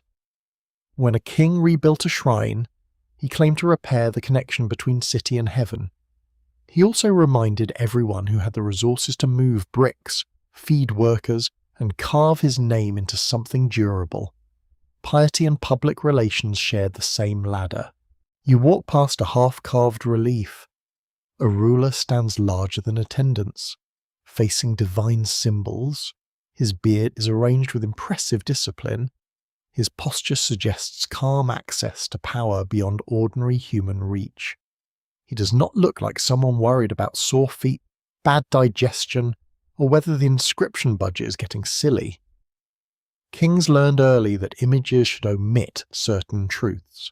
The beings tied to the oldest memories enter this process as well. Sages, guardians, divine attendants, and primeval figures may shift from mysterious presences into symbols of legitimacy and protection. They appear in art, ritual texts, lists, and learned traditions. Their strangeness is contained, not erased. They are placed where power wants them, at thresholds, in foundations, beside royal claims, within libraries, around the king's body like an invisible ancestry. A quirky tidbit belongs to royal collecting and restoration. Some Mesopotamian rulers searched for ancient foundations when rebuilding temples. Presenting themselves as discoverers of earlier sacred plans, one can almost admire the strategy. Find an old brick, honour it solemnly, then announce that your building project is not vanity at all, but obedience to the deepest past. History has always been excellent at helping powerful people renovate with meaning, yet these acts show a sincere reverence for antiquity too. Ancient foundations mattered because age mattered. A temple built on an ancient site held authority not easily invented. To restore old work was to claim continuity with a sacred beginning. The king did not want to appear new. Newness is fragile. Antiquity is armour. The open scholarly debate concerns how much royal claims reflect genuine religious devotion and how much they serve political propaganda. Some researchers emphasize ideology, showing how kings used divine favour to justify conquest and central control. Others argue that such language cannot be reduced to cynical manipulation, because rulers and subjects lived within a sincerely sacred world. Many scholars hold both ideas together. Power can believe its own theology while benefiting from it. Convenient, yes, but very human. You enter a temple court during a public ceremony. The crowd gathers in murmuring clusters. The smell of incense mixes with heat, wool, and crushed herbs underfoot. Musicians prepare their instruments. Priests move with solemn confidence. The king approaches the sacred space, surrounded by attendants. The people see not merely a man, but a role. The role is older than him. This is where gods become history through performance. The divine presence is invoked in ritual time. The king acts as restorer, mediator, servant, and recipient of favour. The crowd witnesses the relationship, scribes preserve it, artists depict it, later generations inherit the image. What once may have been felt as immediate encounter becomes institutional memory, then tradition, then historical source. The beings from the hidden timeline are drawn into that same current. If a sage once explained civilization's origin, later scholars may claim him as founder of their craft. If a guardian once stood as a supernatural protector, later kings may place his image in a palace. If pre-flood rulers once marked a strange age of impossible time, later dynasties may use the list to position themselves within a grand sequence.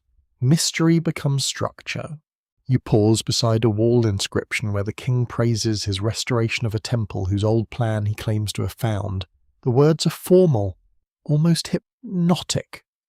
They bind the ruler to a chain of earlier builders. They imply that time itself approves the project. It is not merely a wall, it is continuity made visible, and continuity is a powerful spell, especially in a land where mud brick returns to mud if neglected. There is melancholy here. As gods become history, something intimate may be lost. The trembling encounter turns into formula, the ore becomes title, the living story becomes authorized version, yet something is preserved too. Without formula, many names might vanish. Without royal display, many traditions might never be carved, copied, or stored.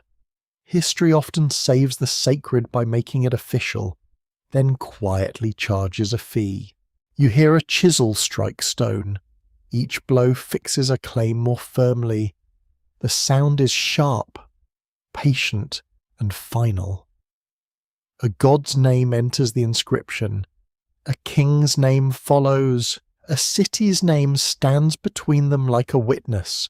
The stone will outlast the king's breath. It may outlast the temple's roof. It may be broken and buried. But even fragments can speak. When divine beings become historical figures, they become available to later readers in a new way. We no longer meet them only as worshippers might have met them. Through rite and fear, we meet them as names in lists, images in museums, phrases in inscriptions, and arguments in scholarship. They are diminished by distance, but also strangely multiplied. A god once housed in one shrine can now appear in thousands of books, classrooms, and late-night thoughts. You step outside as the ceremony fades.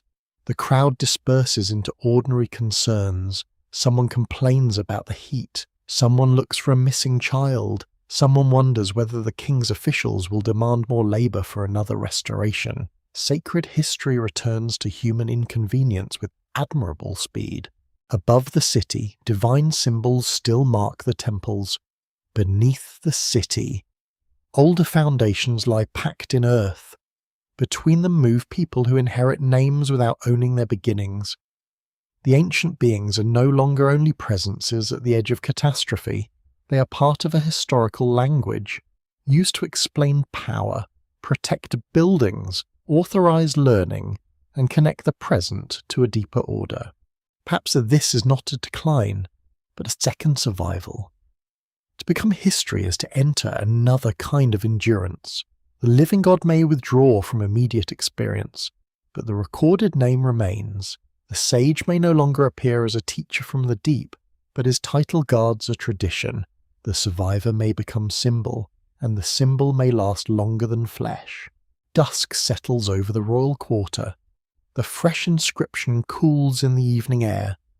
Dust gathers already in the carved lines, softening the king's proud words. The gods named there do not speak.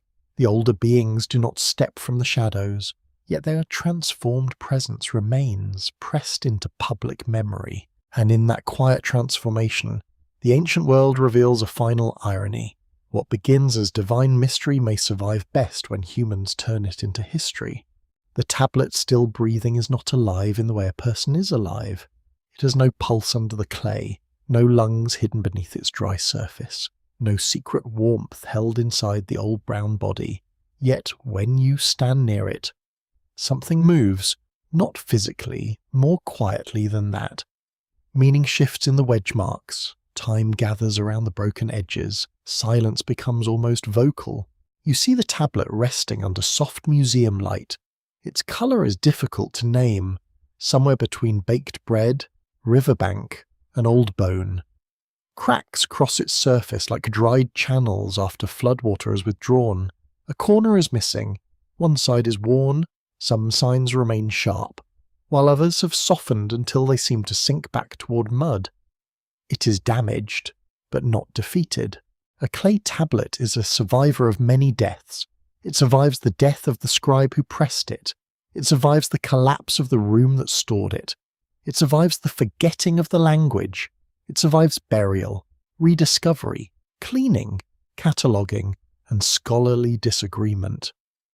It survives being photographed badly by visitors who should probably turn off the flash. Through all this, the tablet continues its slow work. The mainstream fact is simple and powerful.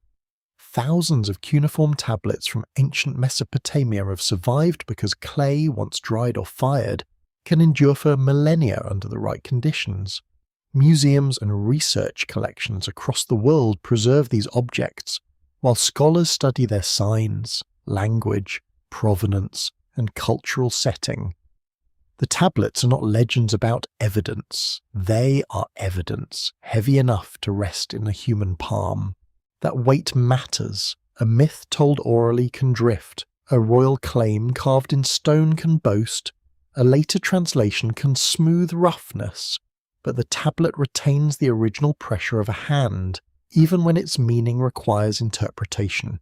You're not only reading words, you are encountering an action. Someone touched wet clay. And the touch remained. You lean closer. Each wedge mark is a fossil of motion, a downward press, a sideways turn, a lifted reed. The scribe's hand is gone. Yet the gesture is still there. The tablet is not speaking through sound, it speaks through preserved pressure. It says, someone was here, someone ordered signs, someone believed this was worth making durable. That is a different kind of breath. In the story of beings who survived a first destruction, the tablet itself becomes one of the survivors. Not because it contains a final answer, but because it crosses boundaries. It moves from ancient city to burial, from burial to excavation, from excavation to collection, from collection to interpretation, from interpretation to imagination. It has passed through more worlds than many kings. A quirky tidbit belongs to the accidents of preservation. Some tablets survive precisely because ancient buildings burned, baking the clay harder and turning catastrophe into conservation. It is a very Mesopotamian joke from history itself. A disaster destroys the archive room, then politely helps preserve the archive. One almost expects the past to shrug and say it meant to do that. The tablet's breath is not steady. It depends on readers. When no one reads it, it waits. When a scholar studies it, it stirs. When a storyteller follows its implications too far, it perhaps raises one dry eyebrow. When a listener in the dark imagines the floodplain, the tablet opens again. It does not belong only to the past. It acts in the present by changing what the past can be. You notice how the object resists both extremes. It refuses to be merely a prop for wild certainty, but it also refuses to be dull. It will not say, yes, these beings were literal immortals who survived an extinction beyond known history. It will not say, no, there is nothing strange here. Please return to counting barley. It sits between those answers, where ancient evidence often sits, with infuriating grace. The open scholarly debate around tablets like these concerns interpretation, society, context, and genre. Still, is a king list a political instrument, a mythic chronology, a school tradition, or a memory structure? Are pre-flood rulers symbolic expressions of antiquity, distorted echoes of early dynasties, or theological figures outside ordinary historical time?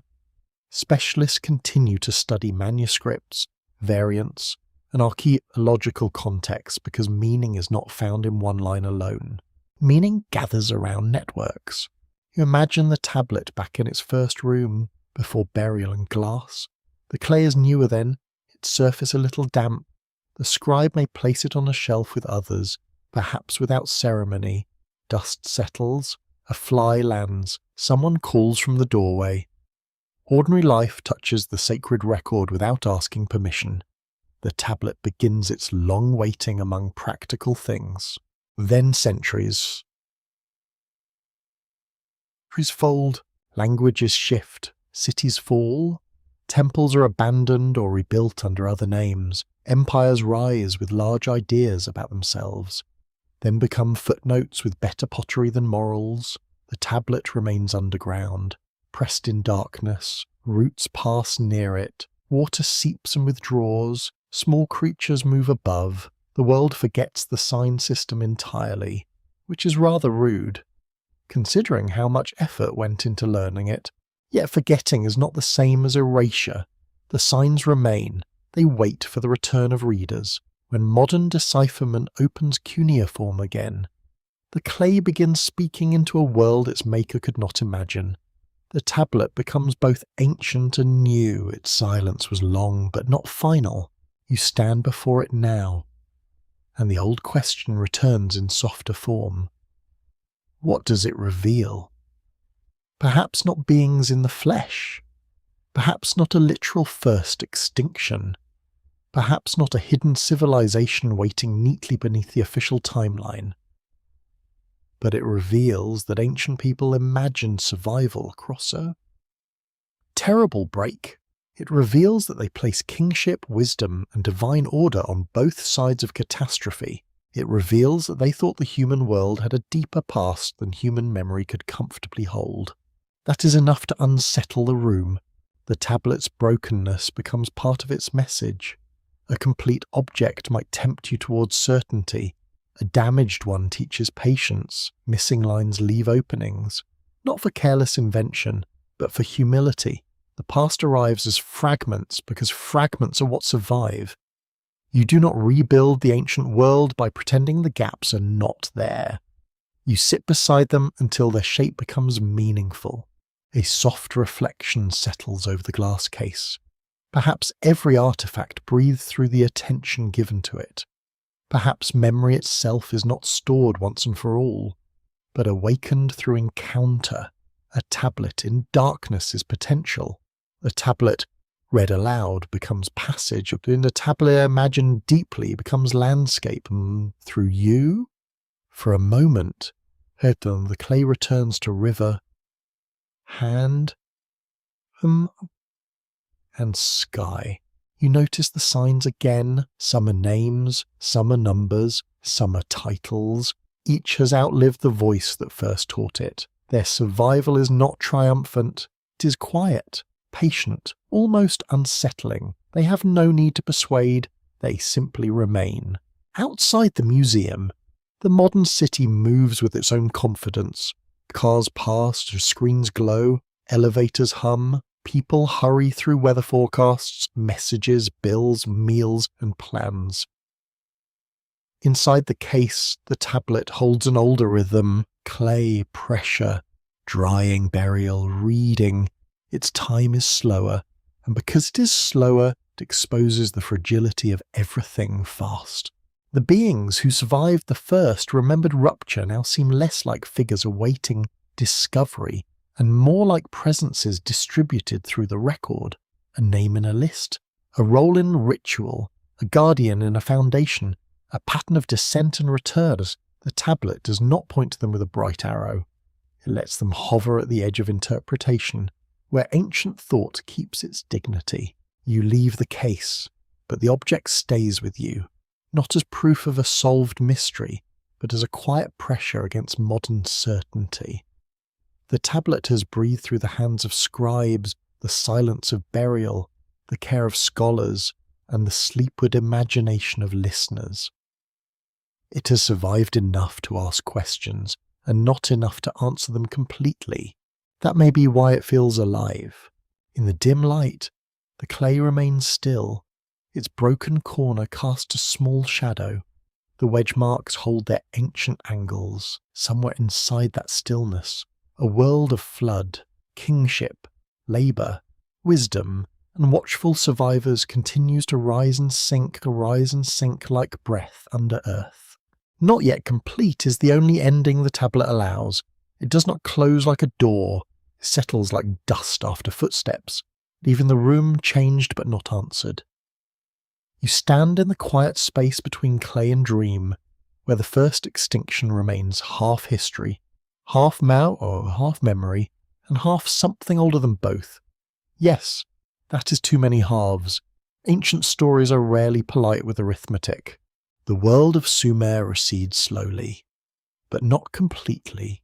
Its rivers still move in thought, its mud brick walls still warm under an old sun, its temple platforms still lift human worry toward the sky, its scribes still bend over clay, pressing signs with tired hands into damp earth. You have walked through cities, schools, archives, fields, palaces, and floodplains. Yet the central mystery remains just beyond reach. That is not failure. Some mysteries are not puzzles waiting for one missing piece. They are landscapes. You cross them and they change you. But they do not hand you a final key at the gate. The tablet revealing beings who survived the first extinction may not reveal them as bodies, faces, or names that can be placed cleanly in a chart.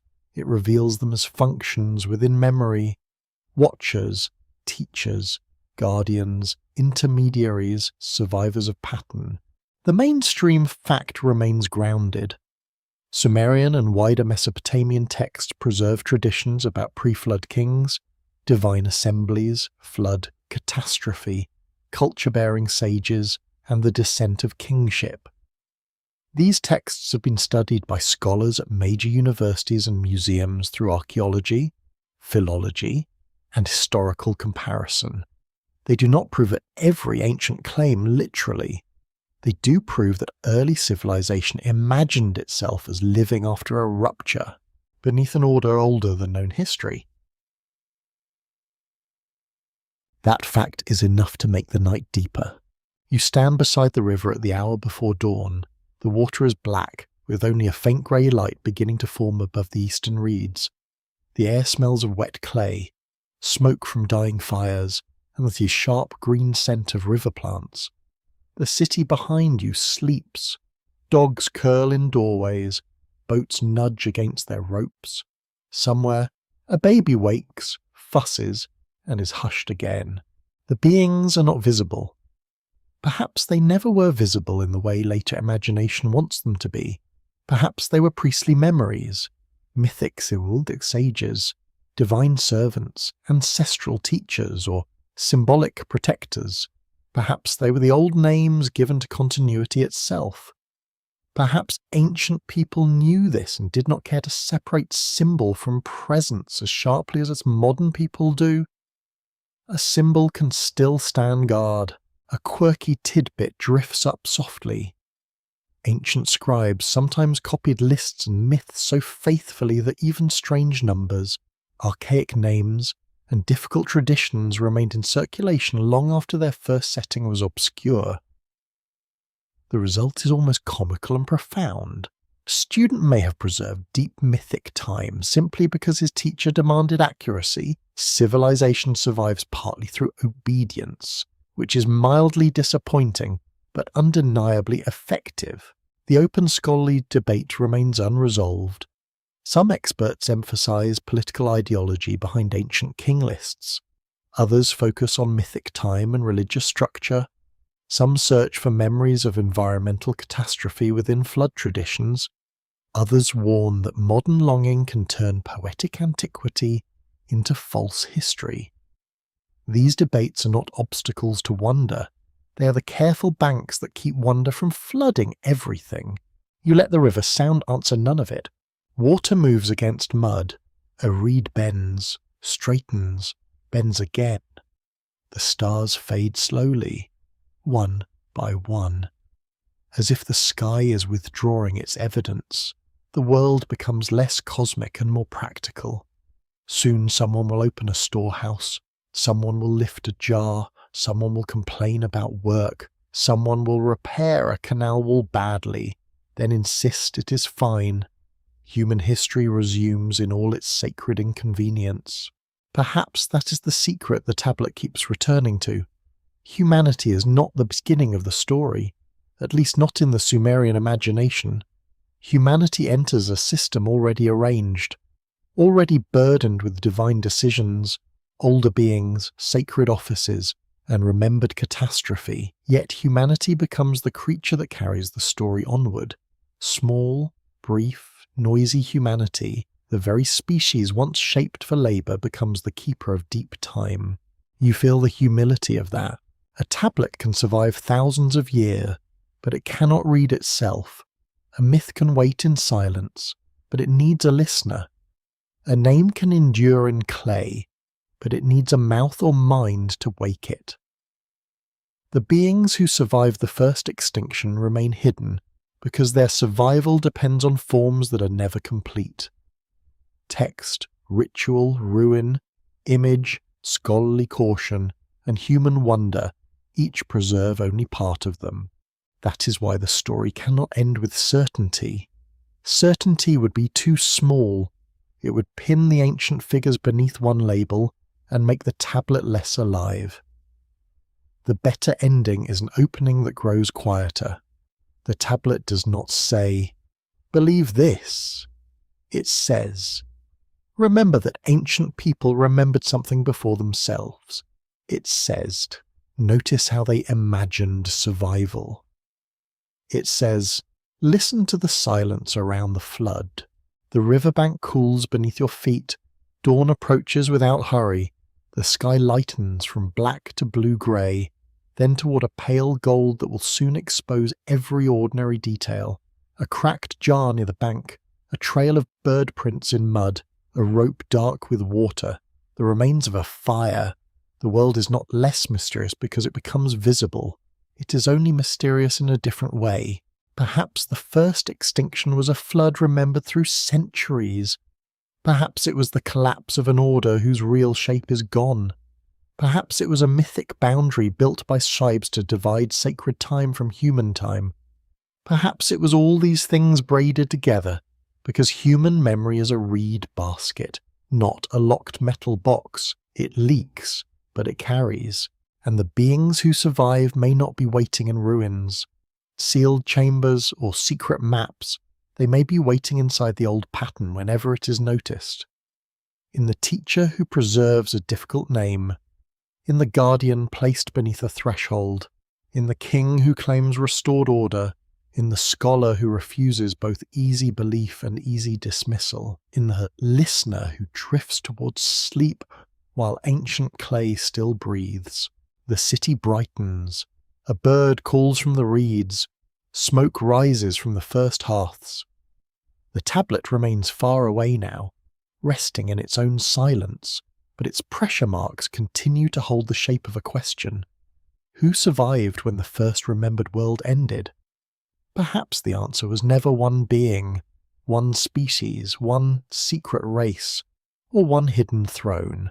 Perhaps the answer was memory itself, wearing many faces. The waters move, the clay waits, the signs remain. And perhaps the story is not yet complete.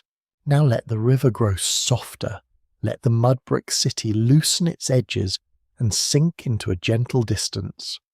The temple platform is no longer a monument, only a dark shape against a fading sky, quiet and harmless in the cool of the imagined morning. The old scribes close their baskets, the lamps burn low, the reeds whisper in a language no one needs to translate tonight. You do not have to solve the tablet. You do not have to decide what every ancient number meant, or whether every name belonged to a king, a sage, a symbol, or a shadow. Let the questions rest beside you, like small stones warmed by the day and cooling under moonlight. They will still be there when thought returns, patient as clay, asking nothing urgent. Breathe slowly now. The floodplain is far away, yet calm. The water has withdrawn, the fields lie quiet. A few stars remain above the horizon, pale and kind, fading one by one into the soft grey of sleep. Somewhere in the ancient city, bread is cooling on a low table. Somewhere, a child dreams beside a clay wall. Somewhere, beneath dust and a broken brick, a tablet waits without fear of silence. The beings in the story need not come closer. Let them stay at the edge of memory, neither proven nor dismissed, neither threatening nor clear. They are only old shapes moving through an older darkness, carrying fragments of order across waters that no longer roar. Their footsteps, if they have footsteps, are softer than reeds brushing in the night wind. You are safe outside the flood now. The room around you is still. The past has opened its door only a little, and that is enough. Let the door remain half open. Let the river keep its secrets. Let the clay hold its marks. Let the first light spread slowly over the plain, while your thoughts grow lighter, quieter, and farther apart. And perhaps, as sleep gathers gently, the story continues somewhere without needing you to follow. Good night,